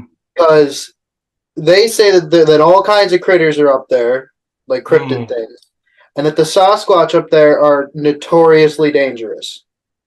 That's why he says things can be placed up there that can cut that activity down to a crawl, is what he's saying. They can't get near it, a human can. That's what he said. Saying they've done this to me too, where they'll kind of send me on a quest somewhere. So, like, please, we can't get near this. Can you put one of your devices near this or something? The You know. problem is that there's no actual location online for how to get there. I just know the Oh, name of it. okay. And Um, the tribe is not going to talk to a white boy who's going to go there and be like, I need to know how to get to this hill that's also very spiritually significant for your people. okay. He's laughing. He goes, he understands, but what? Oh, he's using my terminology, but changing things in millimeters and centimeters with the energy. Uh, Meaning what? Okay, now you're aiming at me. What tool is needed for this? You were waiting for me to get on here. Okay, so let's see. He said, "What was your first clue?" Okay. You're sarcastic as hell, man. Okay, let's say it. Kind of like Isaac a little bit. He's saying Tower Busters would do this. Powder would do this. Where is the portal exactly? Can we just close it from here and be done with it? Oh, it's a major Earth doorway. The Earth probably wouldn't want that shut. Okay. Yeah, it's apparently been something that's like the Seneca Nation have known about it for centuries and will not.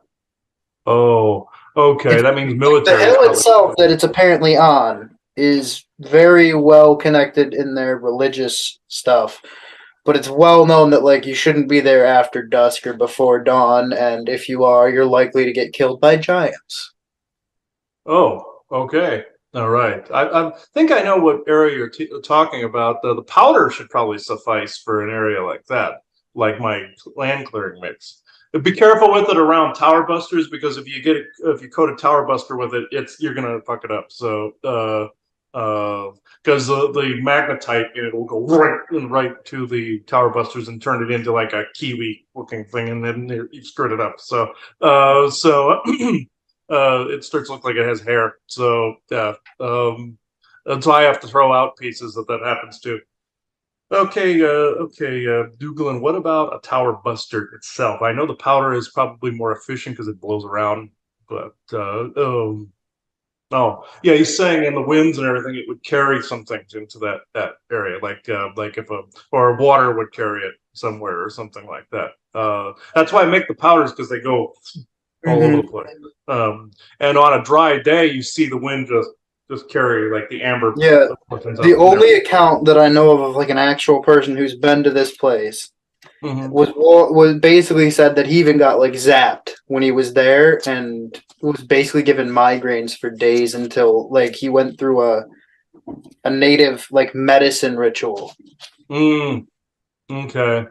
Okay. Yeah. Yeah. It's he says consider it similar to what you just went through with the military, but a bit of a numbing from it. Yes. Is this an actual portal that has maybe a stone circle around it, possibly from ancient times, or is it just a freestanding one that is kind of like this ovular, like shifting type of thing? Let's say, did it once have a stone circle? You said long time ago. Uh huh. Yeah, he's saying it was like a one that was built by like elves or something like that a long time ago. Um, okay, so how's he supposed to get to it? Okay. Hmm. How close can you get to this thing, Ryan? I have no idea exactly where it is. I know roughly what region it's in. I know what town I could go to probably get information if I had somebody with the part of the tribe with me that could get me the information, which I don't know anybody part of the tribe. But to be fair, I don't know enough. The only things I was able to find online about it was there was one guy that did a podcast interview on one of those Sasquatch podcasts where they just tell their stories. He talked about how he went there and he got zapped. And then the other stuff I found was there's one Reddit page.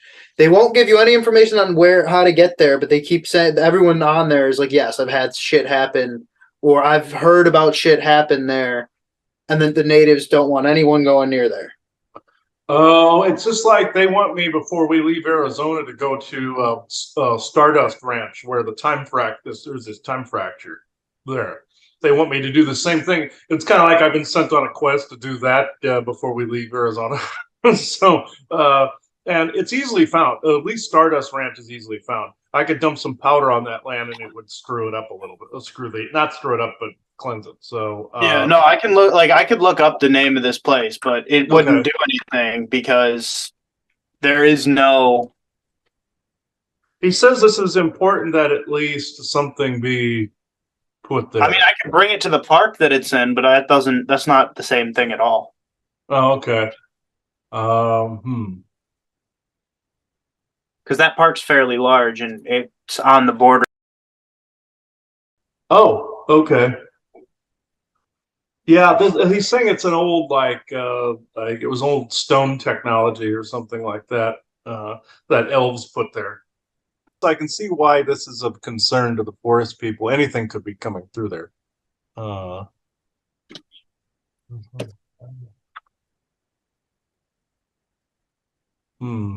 I'm thinking you can get close to this. Well, okay, Dukeland, what about that park?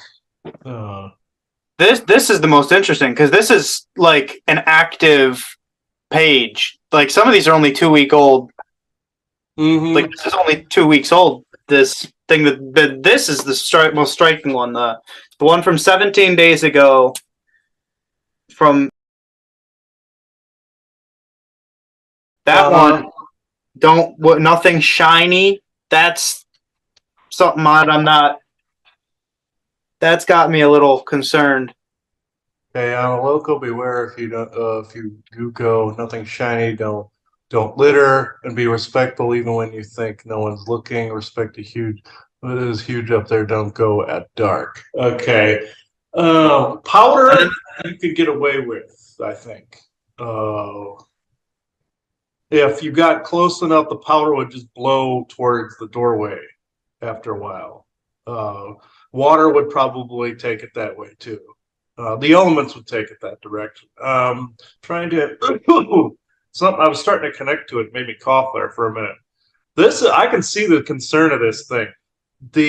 Of course, elementals would be anal about litter. That would be tree fae. That's not the concern though.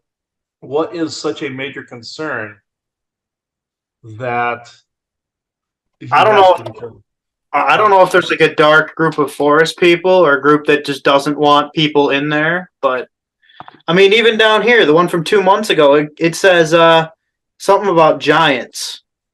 Beware of giants and the little people. Who are the little people? Isaac went midgets. No shit. Who are the little people? Oh Jesus Christ. He said puck wedgies. Okay. Those guys are assholes. I've run across them. They'll like kill animals on your property and leave dead animals all over the place and stuff like that. Puck wedgies are prevalent to the East Coast, but I've spotted a couple nests of them here. There's probably a nest of puck wedgies up there. Not just. What is the main absolute concern, Douglas? What is the thing that is concerning you? You said you were correct about some dark Sasquatch that are up there. How will putting a device up there disrupt that?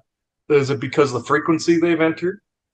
It's kind of like if like in Fable, where if you do evil things, like your face changes and all this other stuff. It's kind of like along those lines. When Sasquatch turn, they turn.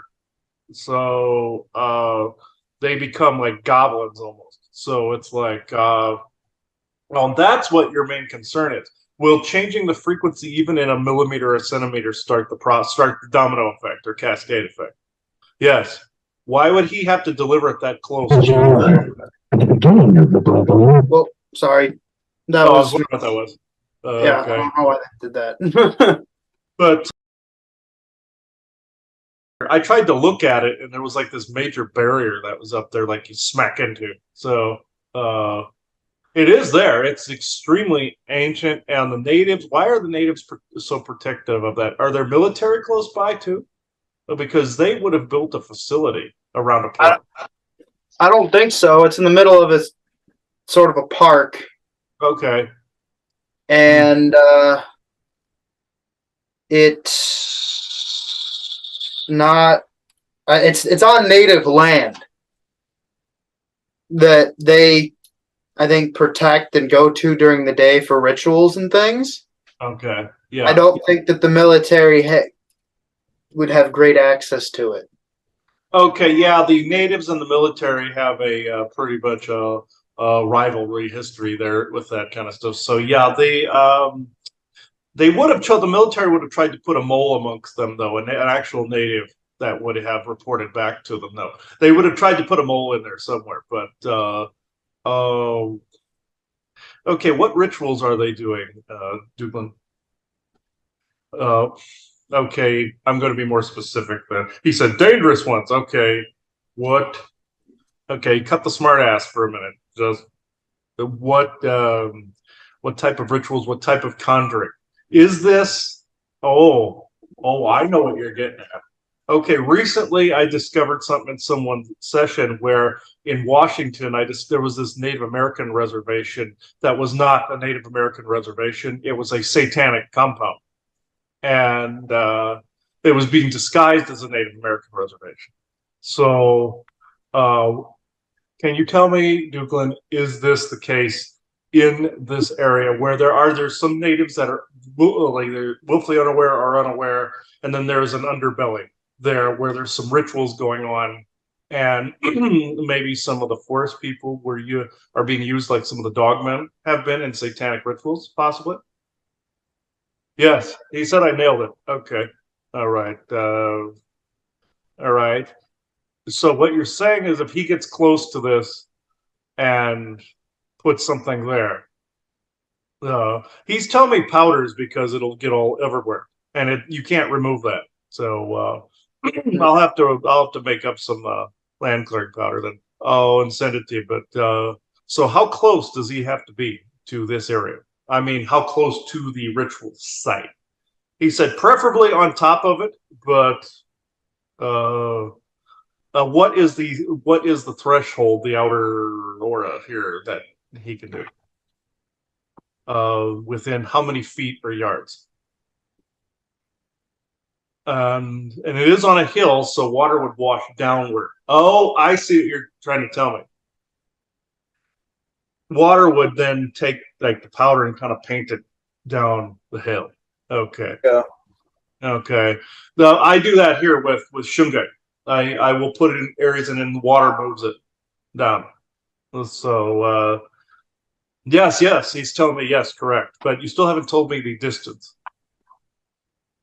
Do you know the square of the footage? Let's see. Because this thing I'm seeing, this thing is dark. This is evil. Or at least it was corrupted. I think them and Elven groups want it restored back to what it was. What if I hit it with something from here? Will that help? Somewhat. Okay. Just be careful. Okay. All right.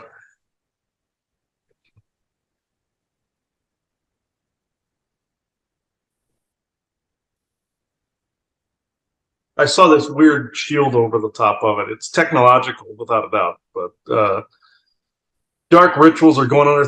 Think Oblivion Gate. Yeah, I mean that would. I'm not surprised. It's more I'm worried if I go there that I'm gonna run into like a large, angry, good Sasquatch. He can't promise you won't. And then there's not much I can do if I get into a group of large Sasquatch that are not happy that friendly. you guys are there. Duglin, can your group and some of the locals that are good, can they help? Yes, but how come you guys can't get near there?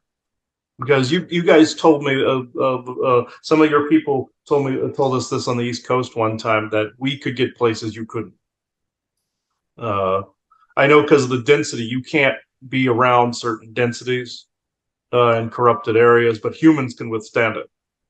So in our frequency, yes, it's like certain sharks can go from fresh water to salt water and back again, and they are kind of more restricted to say fresh water, and we can be like the bull shark that can go from fresh to salt. So yeah, okay, I got it. That's the analogy he was using. Um, so again, how close does he have to be? Because I'm seeing a radius of this thing that's pretty nasty. Uh, at least up on the hill where the powder could be painted downward. I mean, I'm fine going up the hill as long as I'm allowed. If as long as like there's groups around that'll make sure that I'm fine with seeing one of these bad Sasquatch. I'm not fine with having it come after me. Yeah, he sees your concern. Yes, they'll do what they can, but they're saying you won't be attacked if you do this. Uh, Avoid human natives too that are around because they might be mind controlled, mind whammied to stop things. If the forest people that are corrupted there are sensing that you're going to do something, they might control somebody to come try to stop you.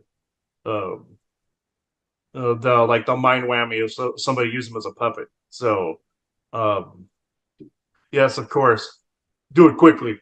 Okay, do it quickly, just like blah, and be done and throw the bag out. And Yeah, I mean, to be fair, there used to be a story that there was a witch at the top of this hill as well. Is there a witch up there? Is there like a Or there Fomorian was. wizard or something? Let's see. Was there like a Fomorian wizard or the stories came from the Elven and fairy time frame? Okay. I mean, the natives then heard about it, and it was really one of the builders of this, is what you're trying to tell me. Yes. Okay. Yes. Yes. The Elven builder of who, like a Tuathan, like builder of that. I got it. Okay. Oh, so interesting. All right. Yeah, that's where the witch stories came from, was that. So it just is diluted because it happened so long ago. But All right, because the story that I heard about the witch is that it was like a negative woman witch that was cursing people. okay, is there a negative version of an elf still there, like say like a Daedric type of individual? Oh, there is. Okay. So he's saying it's nothing you can't handle though, because the fact that you got nailed by the military and are okay. Uh, he's you're understating something very severely, Googling. What is it? You're holding something back.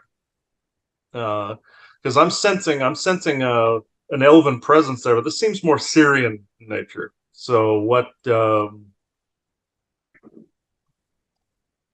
on, I'll see if I can get rid of whatever this is, and then it won't be a factor. Let's Wow.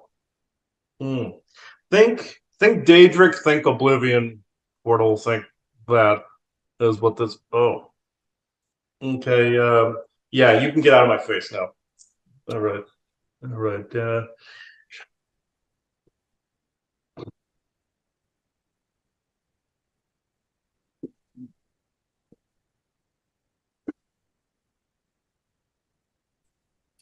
we go. I got rid of something that was guarding it. So yeah, okay. I'll burn my shoes and back off. Let's see.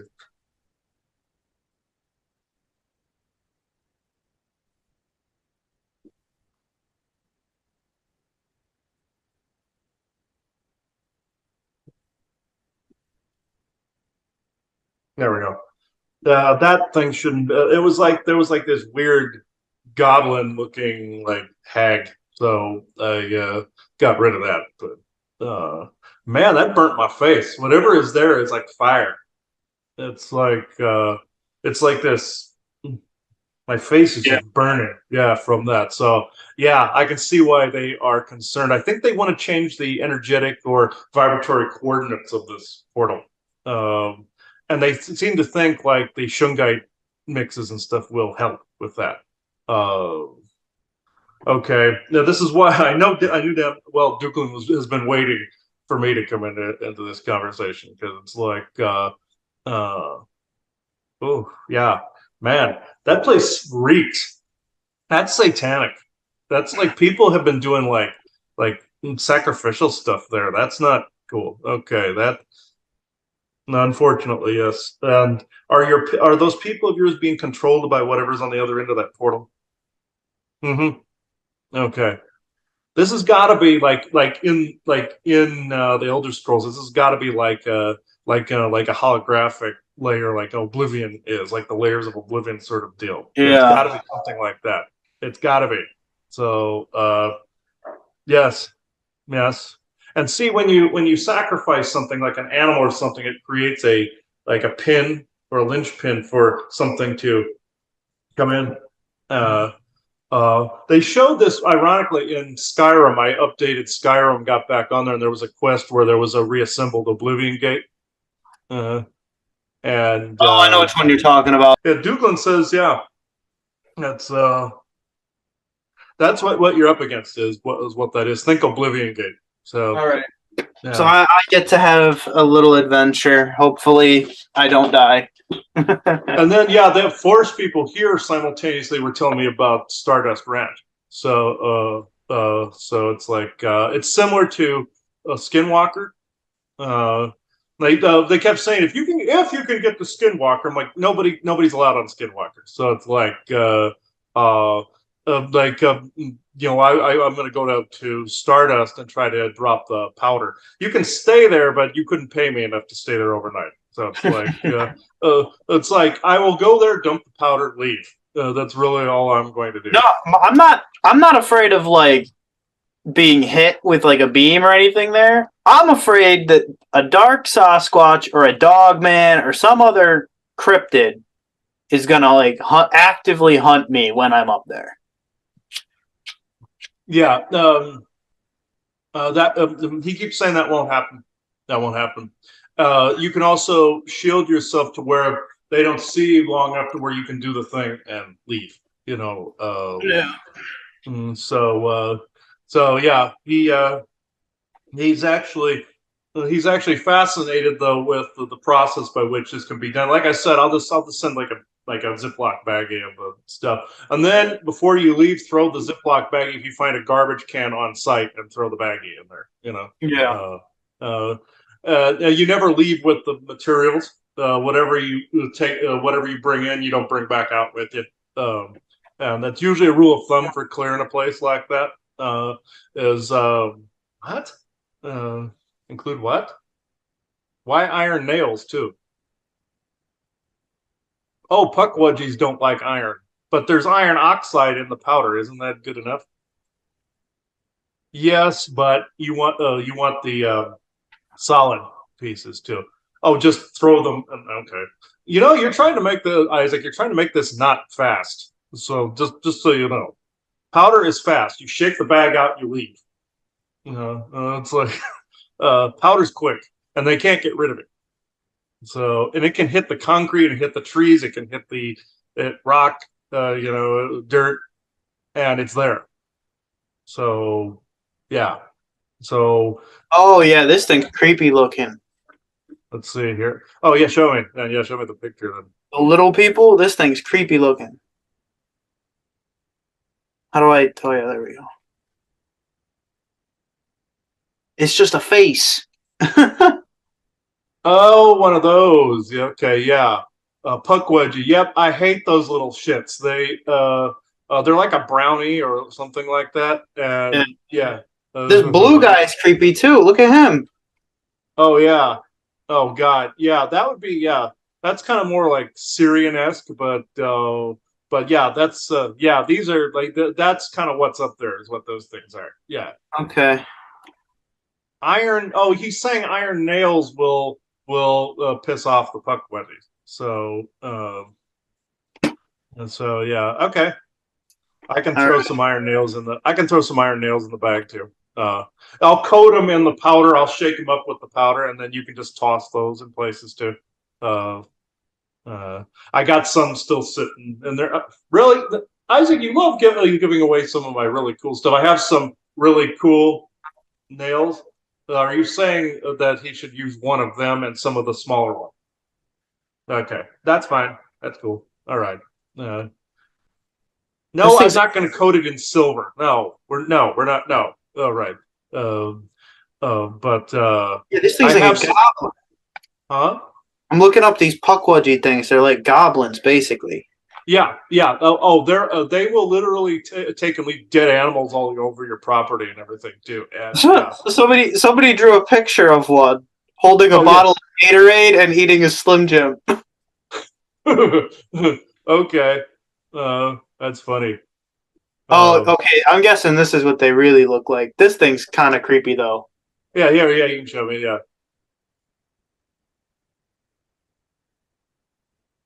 This Oh, one guy. of them. Yeah, they kind of look like that. Yeah, some of them do look like that, but the ears are a little bigger. So, uh, yeah, that's basically it right there. All Um, right.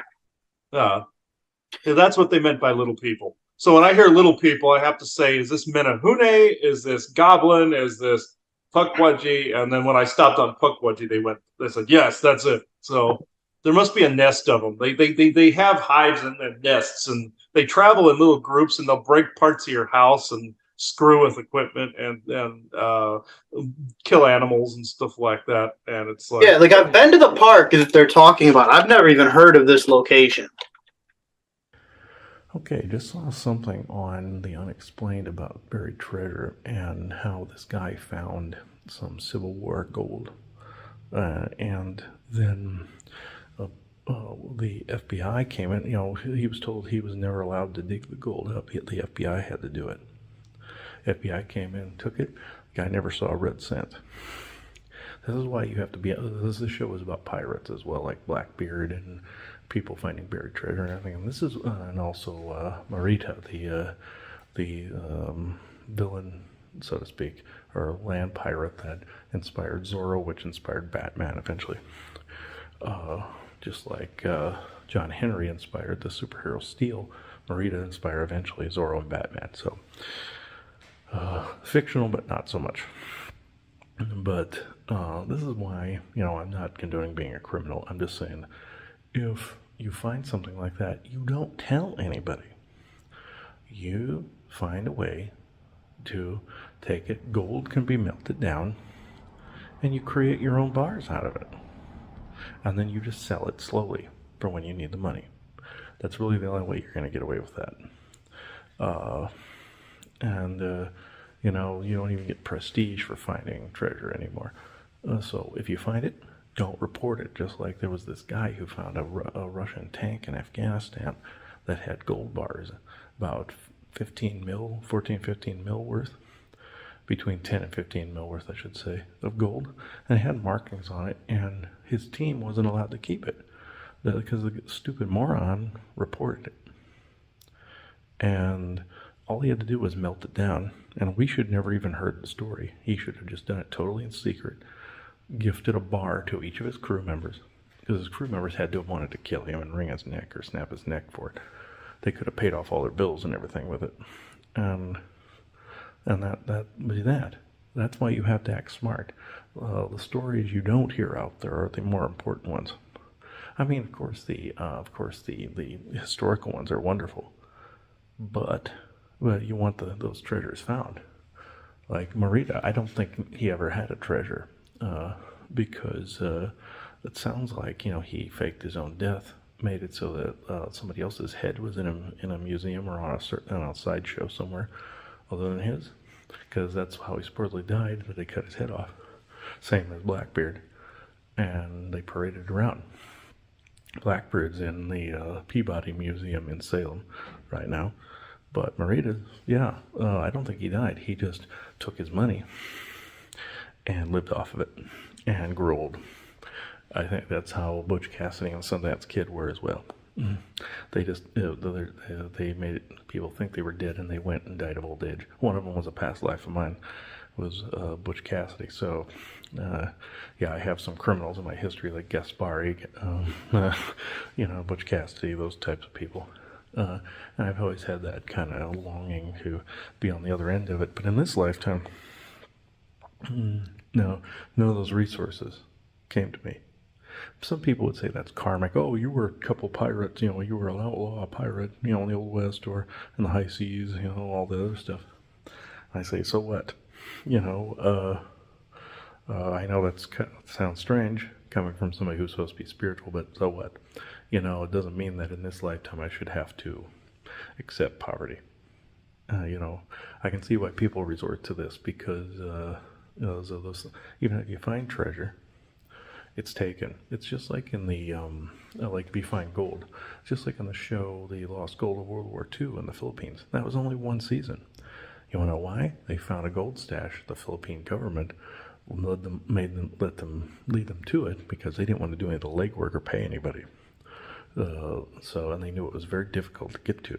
They knew when the crew found it. They knew where it was the whole time. They just couldn't get to it. They waited till the crew got to it.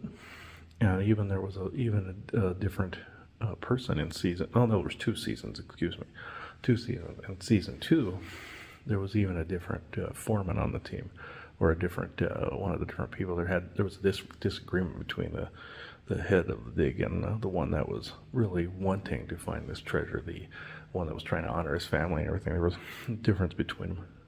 And now they found the chamber where all the gold was. You don't see it anymore. Just like. One about the superstitions. Somebody found a chamber with a Jesuit cross in it. You didn't see another season past season 1. Gold was taken. All they were looking for was somebody to lead them to it. Think of it as they have the ability to detect it and they can grab it from underground. And they can confiscate it that way. But if it's an area where it would be slightly more public, just like in one of the neighboring towns, the name escapes me at the moment. Dump truck after dump truck after dump truck of gold was taken out of this one area, not far from the superstitions. Many people think that was the Dutchman mine, but the Apache actually are in control of the Dutchman mine. It's been found.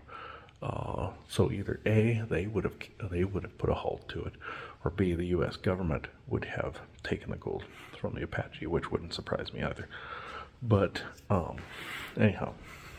It's like in the game Fallout 76 when you find Vault 79, where it's a vault that's the pathways and the tracks and the bored tunnels to the vault are under this town. And the way you enter it is from a business. You go into this business, go underneath, and it leads to the train tracks underneath. There's even one of the characters makes mention, oh, this looks like an old underground train.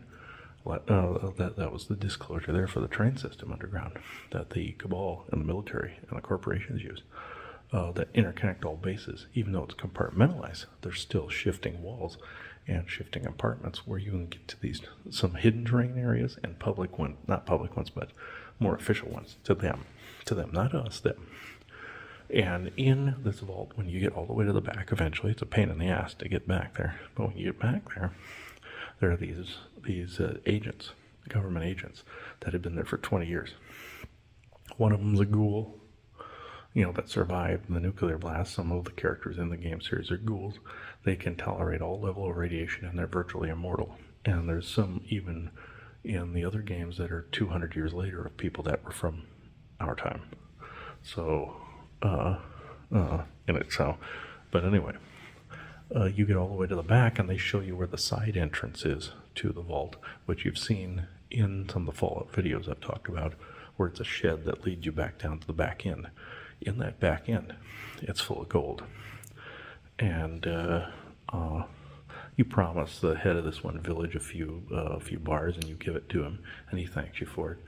But the government people want you to find all gold out there to try to bring it to them, and they'll give you weapons, they'll let you buy anything with it, but they just don't want you to have the gold. And one of them, this is a major storage that was bigger than Fort Knox. They make the comment this was a hidden stash, so it was just right below people's feet. That it was a misdirection, that Fort Knox was actually a misdirection, where everybody aims at that, but it's just underneath the town. And Fort Knox is connected to the network of bases too, and I believe alien stuff is there versus gold. That wouldn't be the first place I would look. I would just scan for it, and people can actually see gold. There's gold deposits because the plants are more luminescent. The plants are more luminescent. It's never this distracting busy here, folks, with the noise. Just so you know, at this time of night. I can actually see the energy fields of gold where the plants are luminescent and there's like this purpley blue haze over an area. That's how you can tell there's a gold vein there. If you're sensitive enough to it, the government looks for people like that. That's probably one of the reasons I get harassed, other than the psychic ability and the genes and all this other stuff. But the one agent you encounter goes, well, back in the day, we used to just confiscate it. We didn't let anybody own it. And truer words have never been spoken. They do that. Why do you think you see those commercials all the time?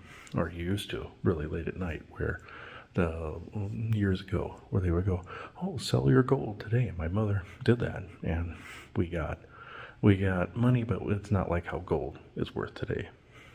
Because at the time we were poor and needed money for bills, and they knew people were poor. But who do they trade it to? The aliens.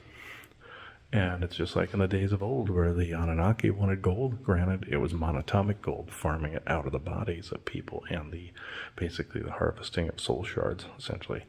But it's also actual gold for the technology. And per the legend, it was Nibiru in its atmosphere, but it's traded to a multitude of races now. It's how cultures used to acquire and give to the gods.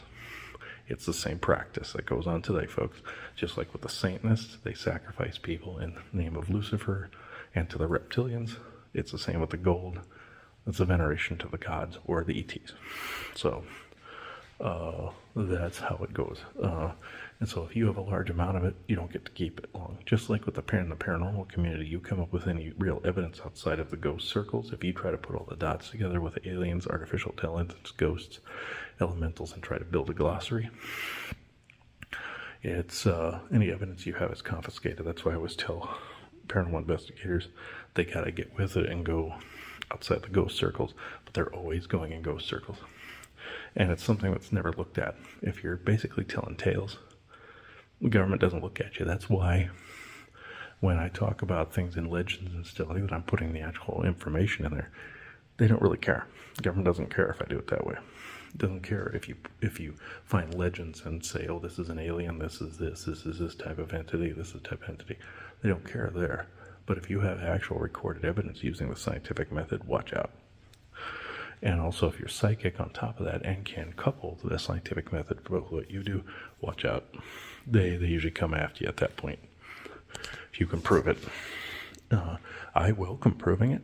But at the same time, I don't always find it necessary. But at the same time, I like doing it, not just to get under their goat, but it's necessary. So, don't always make proving it your quest. Just make sure you have psychic and scientific all together, and don't just expect the psychic to be quiet. I know I've said that before. Don't always be on the quest to prove it to the scientific community that already knows about it and has a glossary. They don't care. And it's when they do care, it's when you should care. The same with the gold. If you find any treasure, keep it. But make sure somewhere you record the history of where you got it from before you die.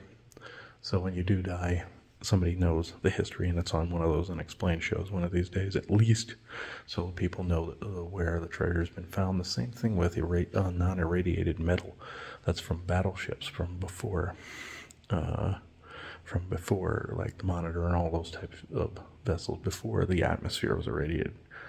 That's non-irradiated metal, and if you melt that down, you can make instruments that are more accurate, like Geiger counters, like medical instruments, like all of it. And it's highly prized, non-irradiated iron and steel.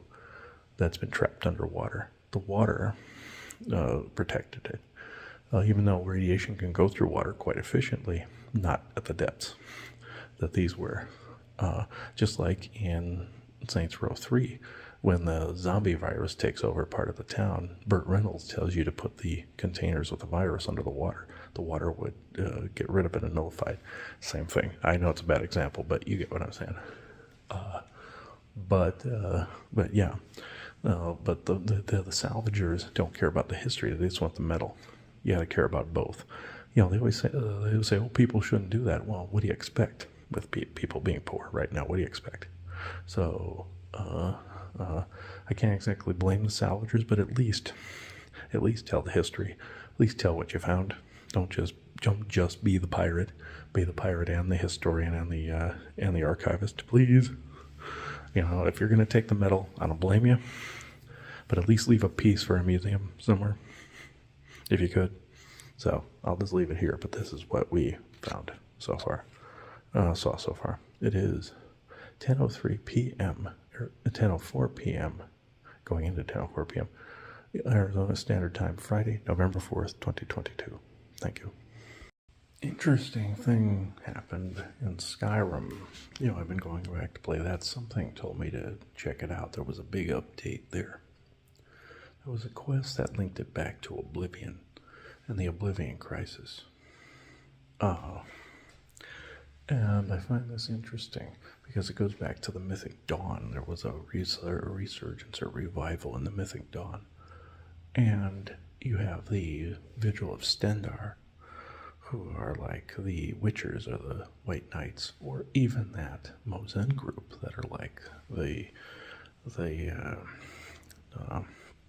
Witchers, monster hunters, those that work in the light, kind of like vampire hunters. Not the Dawn Guard, but similar. The two actually don't like each other in the story, but the Mythic Dawn goes under the symbol of the Golden Sun, or the Deadlands of Oblivion, or in this case it's like the White Sun or the Black Sun. But Golden Sun meaning, the tricks that evil play upon them. Saying they will go to the light, and in fact they're in the burning hell. And you have the Vigil of Stendar shoving them into the real light, the light of day, essentially, like the Dawn Guard, vampire hunters. But anyway, what I find interesting is this whole quest is they're trying to reactivate an Oblivion Gate, but they don't have a power source necessary to do so. What happens is Mayron's Dagon reaches from Oblivion and enters the dreams of man who he tells to revive the Mythic Dawn. And there's also in Dawnstar, there is not only the headquarters for the Dark Brotherhood, but there is a museum to the Mythic Dawn there. You find out that guy is one of their agents, or like a wannabe agent type. Or because in a quest in Oblivion, you originally, in the originals, or not Oblivion, but in Skyrim, you can either kill him or help him, and you can get Mayron's razor, which I have. I ended up killing the guy, even though, you tend to take Dagon's side there. The interesting chain of events. When you kill him, you take on Dagon's side. He award you gold and all this other stuff. What happens is Dagon reaches into his dreams and shows him where there's this Oblivion Gate. What this guy does is he takes pieces of others, creates a facsimile, of others that only partially destroyed, cannibalizes them, and rebuilds one that works. The thing is, he needs a good power source to activate it. What happens is, Dagon shows him an elaborate set of plans, really intelligently laid out set of plans to make sure that Dragonborn is unwittingly part of it. So is the Vigil of Stendar. So is one that would betray them.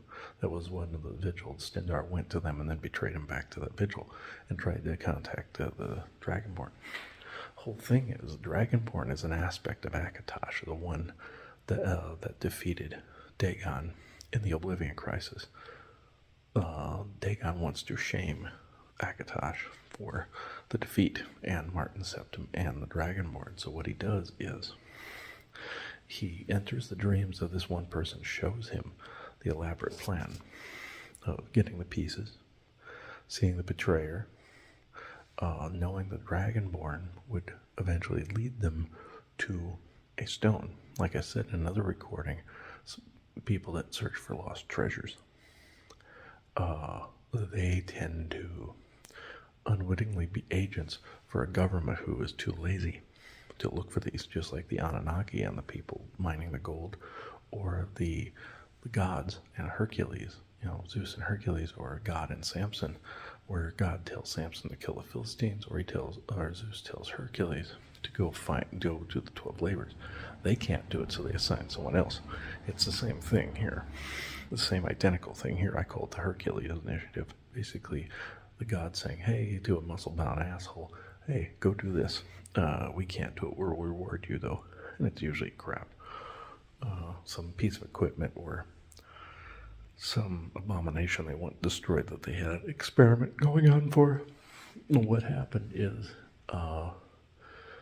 you get this big Wilkin stone. You go into this Aliad root and get this gigantic Wilkin stone that the Mythic Dawn can't get to, but the Dragonborn can. They bring it. You end up bringing it to the chamber where this guy named Vanos, he's the main guy bringing back the Mythic Dawn. He knows that the Dragonborn will kill him. You'll kill him. He's the sacrifice. You see, the blood sacrifice to stimulate the gate. Then you entering with Akatosh's energy resonance frequency, and the big Wilkenstone activates the gate. You see the whole irony of it. Also, they had to have sacrifices to be able to get Dagon to come through faster to them earlier on, just like the one that betrayed them betrayed his own brother, an innocent person. They needed innocent blood, just like Satanists need sacrifices to bring archdemons and everything across the void from the realm they come in, from the frequencies they come in from. You see, when Satanists kill an animal, like a cat, a dog, or a goat, what happens is a demon will follow that trail in and manifest more in this realm. It's a strength. They feed off of it like a Draco will feed off it, come into this realm. An archdemon is just a hyper Draco that can shift dimensions. Usually the smaller ones, the little henchmen with the ones with the horns, those are the guards, essentially. Orions like to use them as henchmen. Big Orion Fomorian lords or wizards and third generation, like the blonde-haired, blue-eyed Aldebaran types, like to use them as servants or guards. Like the one that hit me on Christmas Day that time, and it was actually his master that was looking through the crystal ball, like Sauron in Lord of the Rings, where Gandalf has to cover the crystal ball. And he says, you have to cover this because you don't know who's looking. Same thing. Master and servant. Just like Sauron had Saruman, and Saruman had the Orc and the Uruk-hai warriors. Same difference. What happens is then, somebody's really wiping my head with this one. Also I'm tired too, but it's almost midnight. But what happened was all the sacrifices near that Oblivion Gate were stimulating it. And that's how Dagon was able to come in more and more and more and more. You see, if he came by himself, he was in violation of the treaties that Ryan and I were talking about, that the Sijic Order put in play. It's like the Galactic Treaties. But if a human did something on this end, he just like, yeah, okay, I'm strolling across. But Dreamtime and channeling don't count. Channeling as far as communications in this world don't count towards violating the treaties. The same thing with Dreamtime invasions. They don't violate the Galactic Federation treaties at all. It's fair game. They just can't show up physically. Talking mind speak, that's allowed.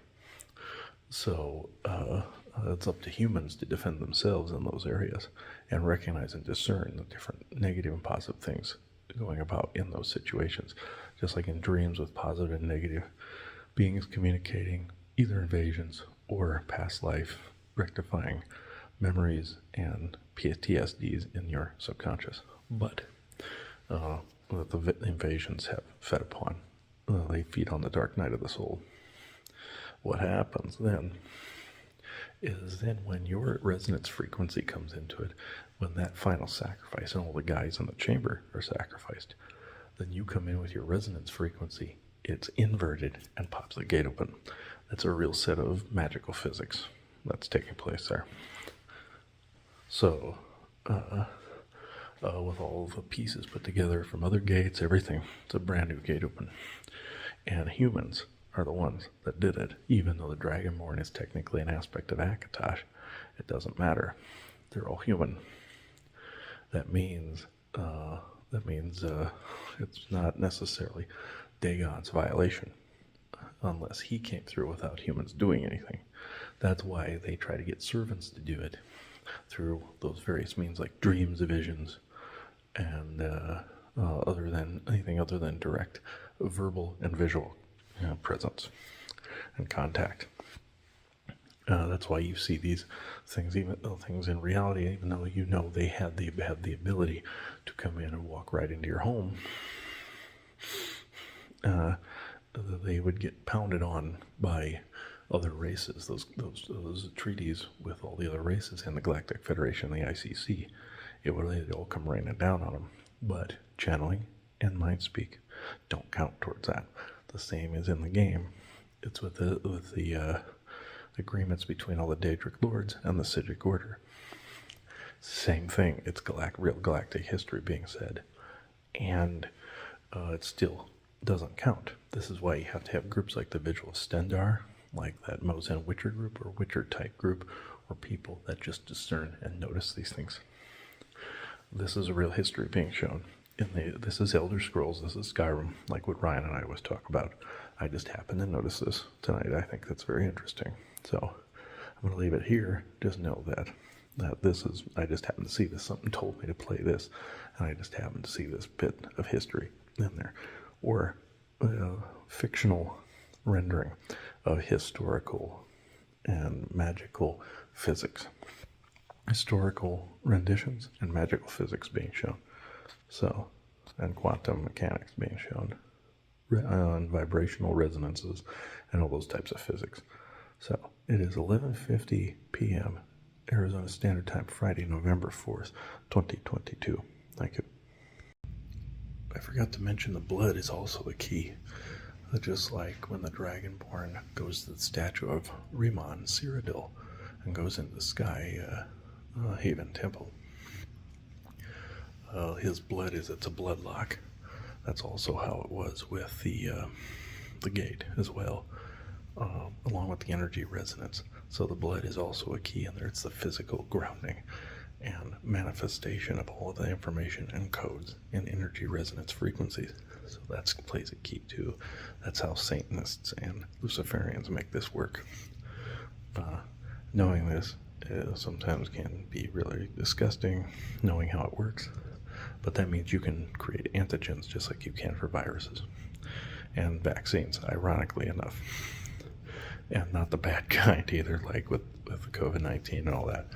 But you get the idea of what I'm saying. And the vaccine, or the real antigen to that, is noticing its resonance frequency and coming up with the antigen of your own, or in other words, becoming immune on a bodily level, blood level, and spirit, soul, and energy resonance frequency level. So I'll leave that here. It is 12:52 p.m. Arizona Standard Time, Friday, November 4th, 2022. Thank you. Oh, I wanted to say this quest is actually a tribute to the game Oblivion.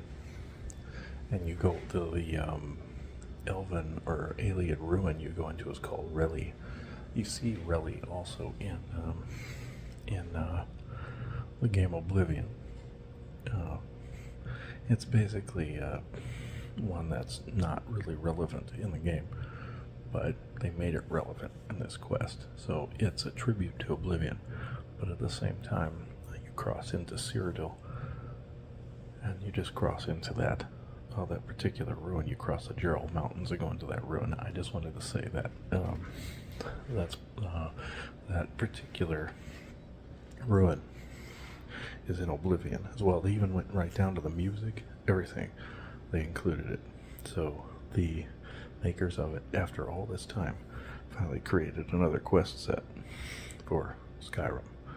Even though they've been working on Elder Scrolls Online, good on them for linking this back into the canon. It was actually very good. I thought it was just a private mod for a while. No, they made this one, and it's one fans wanted to see apparently for a while, or one like it. But it's a tribute to Oblivion, the same flavor. It goes back to that era, but it's still in the 4th era where Skyrim is. So, good tribute, guys, if you hear this. So, I'll add these videos into another Elder Scrolls that me and Ryan do here soon. So, probably the Christmas one. So, it is 11:57 p.m.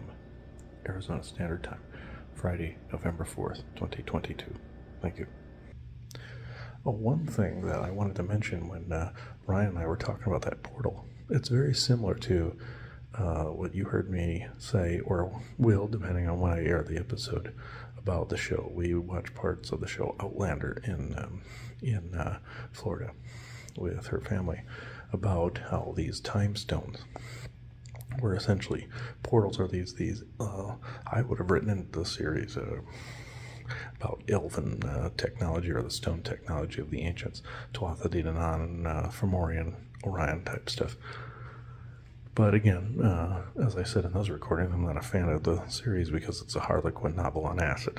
So I'm not really a huge fan, just had interesting time travel concepts. I talked more on that before, but this thing with the portal kind of reminded me of that too. But the stone technology, the way they depict it, is fairly accurate in that show. I'm not really going to recommend it. You can, if you're a glutton for self-punishment and you're into the Harlequin novels, go for it.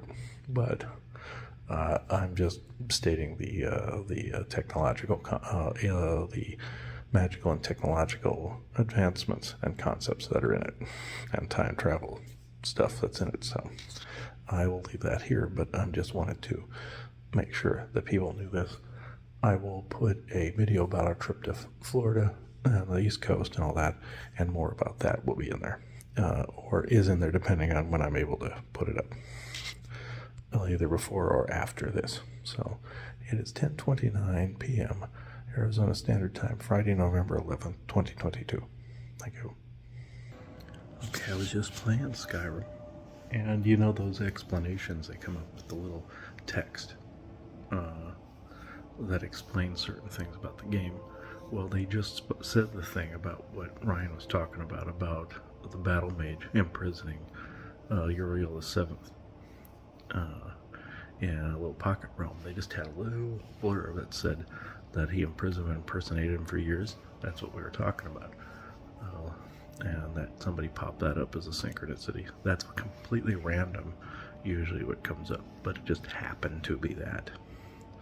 I find these synchronicities interesting because it usually means communications. Just like there's a friend of ours that the way that his mother communicated recently with me was through a synchronicity from when I was scrolling through the website lists. It's if you go to the episode list that has the name Tradon Tilly, that's his person's mother. I won't mention the name, but that's his person's mother. And I scrolled up really fast, and it happened to land on that. And then I found out just shortly before that I had missed a call from this person. So this is how some of these synchronicities work. It's not always how you expect. And so I find that interesting. Like, she was trying to set up a communications, but my receiver wasn't apparently getting it, so they speak generally in synchronicities. You just have to watch for it. And this thing with Skyrim was one of those two.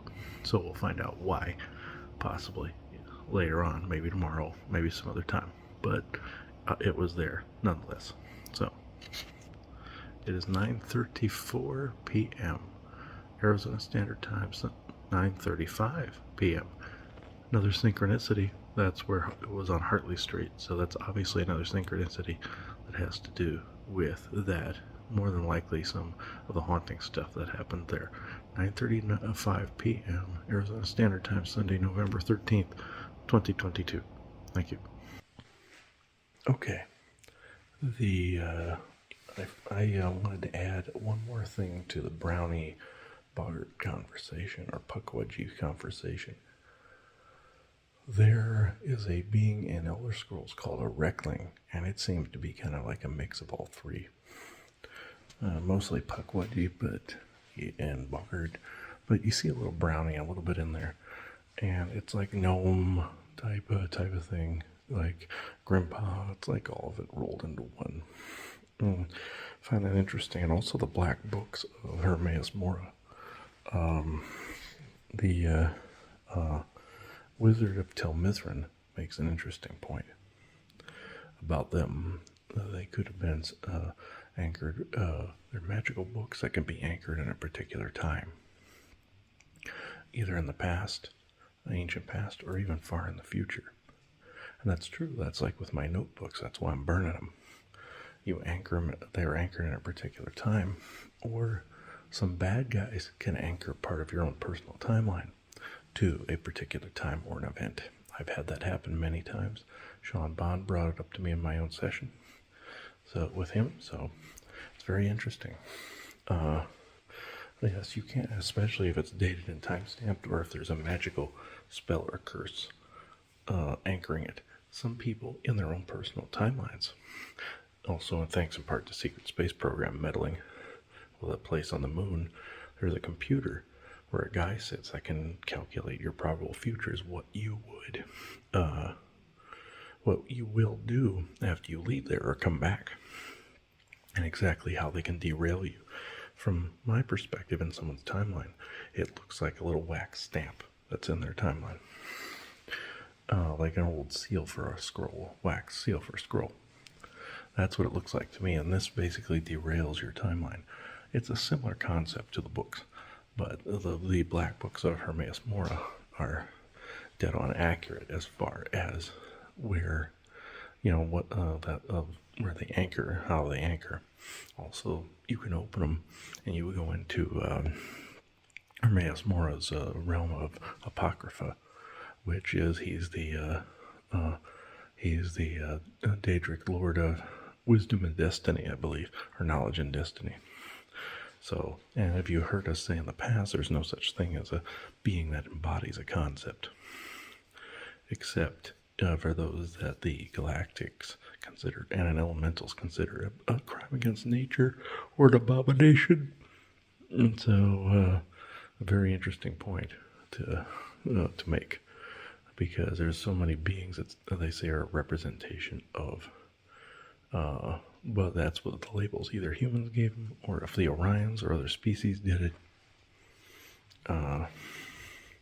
that's an abomination. Just like Vidar, they say he's the god of vengeance when he said he was something completely different.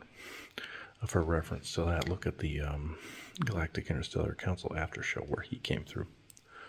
But on our subscription on galacticinterstellarcouncil.com. Also, lastly, hang on. The books will lead you to his dimension of Apocrypha. If you open it, it's like a portal. And can some of these notebooks that I have had be portals again to different times? And with the appropriate amount of spells, could a portal be opened up? Yes, and there's technology like tablets and everything that can literally open portals. The military and Secret Space Program use them. They even use it to send people back and forward through time. So, it's still the same concept. It's still magic. Sufficiently advanced technology is nearly indistinguishable from magic, and it's the same elemental basis, and either it's bending natural law, wielding the natural law, or breaking the natural law. There are no other in-betweens there. Just like Doctor Strange with the Time Stone. Wong says to him, you weren't bending the natural law, you were breaking it. So, something to think about. And lastly, there was a plant in Elder Scrolls called Nirnroot. It strangely reminds me of the plant that was in Wakanda Forever. That gave the people of Talokan their powers and to be able to breathe water. And the Nirnroot grows near waterways. This plant that was in Wakanda Forever grew underwater. Chalk led Kukulkan to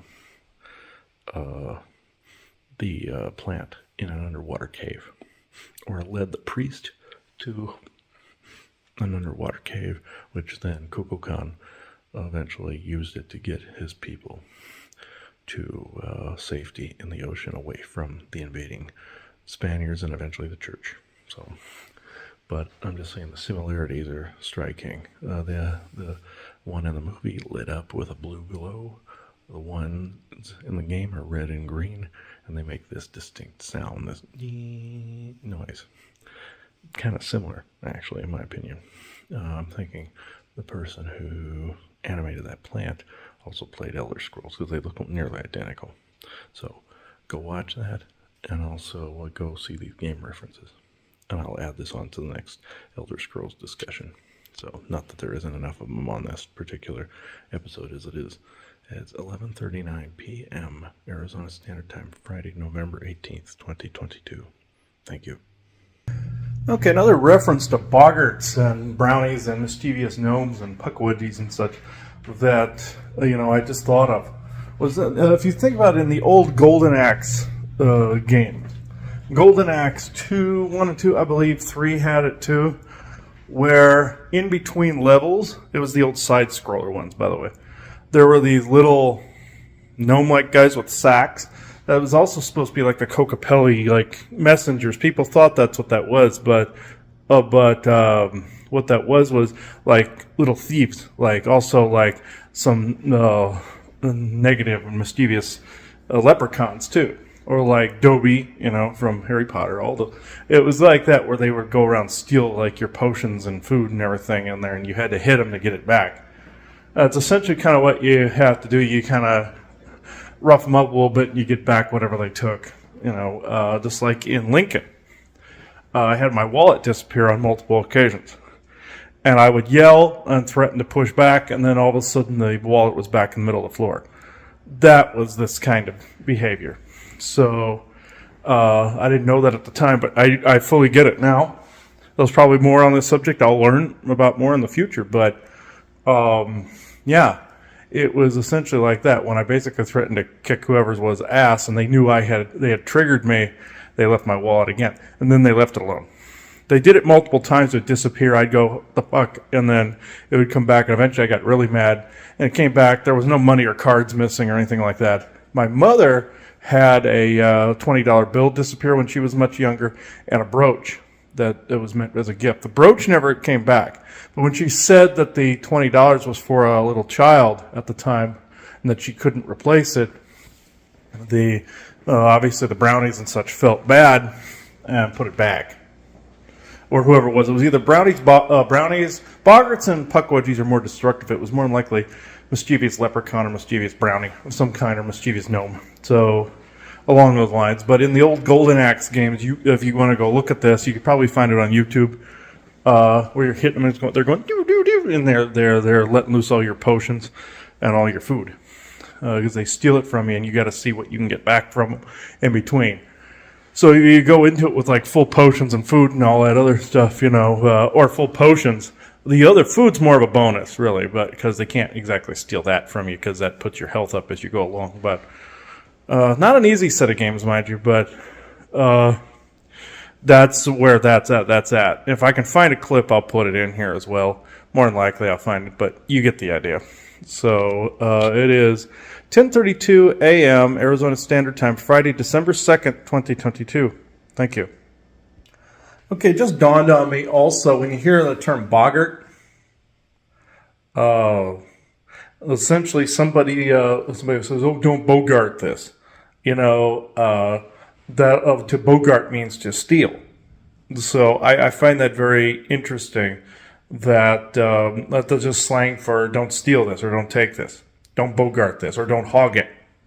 Don't be piggish. That's essentially what I find very, very interesting about that conversation is the fact that they're saying people say don't bogart this. Boggarts, it's just like you heard Ryan and me talking about puck wedgies. This links to the conversation that we did on the brownies and the boggarts. But it just dawned on me that somebody saying don't bogart, you could, if it's pronounced differently, it's bogart. So, that means don't steal or don't take or don't hog or be greedy. So, puck wedgies are known for stealing. Some gnome types are, like I said, some leprechaun types are, they're known to anger quickly. Some brownies, they move stuff around your house, take things, take shiny things, things of that nature. You heard us talking about the shiny things. So, I find that interesting. I find that very, very interesting. You'll see I stuck hashtags in different places here, comparing it like the Daedrus Scamp. It's like a goblin. Look this thing up too. I find that very, very interesting. I'll end this here, but this thing's long enough as it is. So I'll leave it here. Just know I was thinking about that too, like the different connotations and etymologies of the words, and a lot of people use bogart. It was more popular in the 90s, mind you. Also, to bogart is to hoard as well, to be selfish or to hoard. I was looking, not necessarily looking this up, but I happened to catch this as a synchronicity, and I wanted to include that as well. Wanted to include this situation and information about boggarts and what came to me about bogarting. So. It is 1:43 p.m. Arizona Standard Time, Friday, December 2nd, 2022. Thank you. Another reference to this would be like the movie Willow and its subsequent series. I haven't seen anything of this yet, but the two brownies that are in that, they make them look like regular people, but they're actually more goblin-like. And they're not as kind. They have them intermixed with fairies. They have little villages of brownies intermixed with fairies. And that can be true, like Fae and everything. Yeah, they're all boggarts and brownies and Fae and goblins and puckwudgies, gnomes, leprechauns, all kind of interrelated.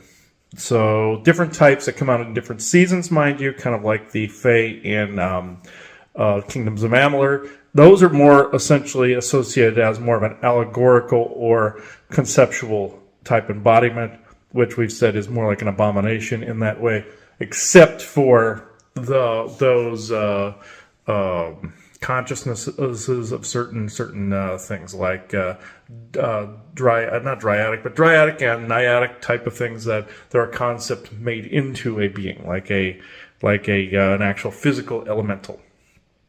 That concept becomes a being, but if it goes the other direction, that's more of an abomination. It's more of a de-evolution, like we've said in previous recordings, and you've heard us talk about it in different shows as well.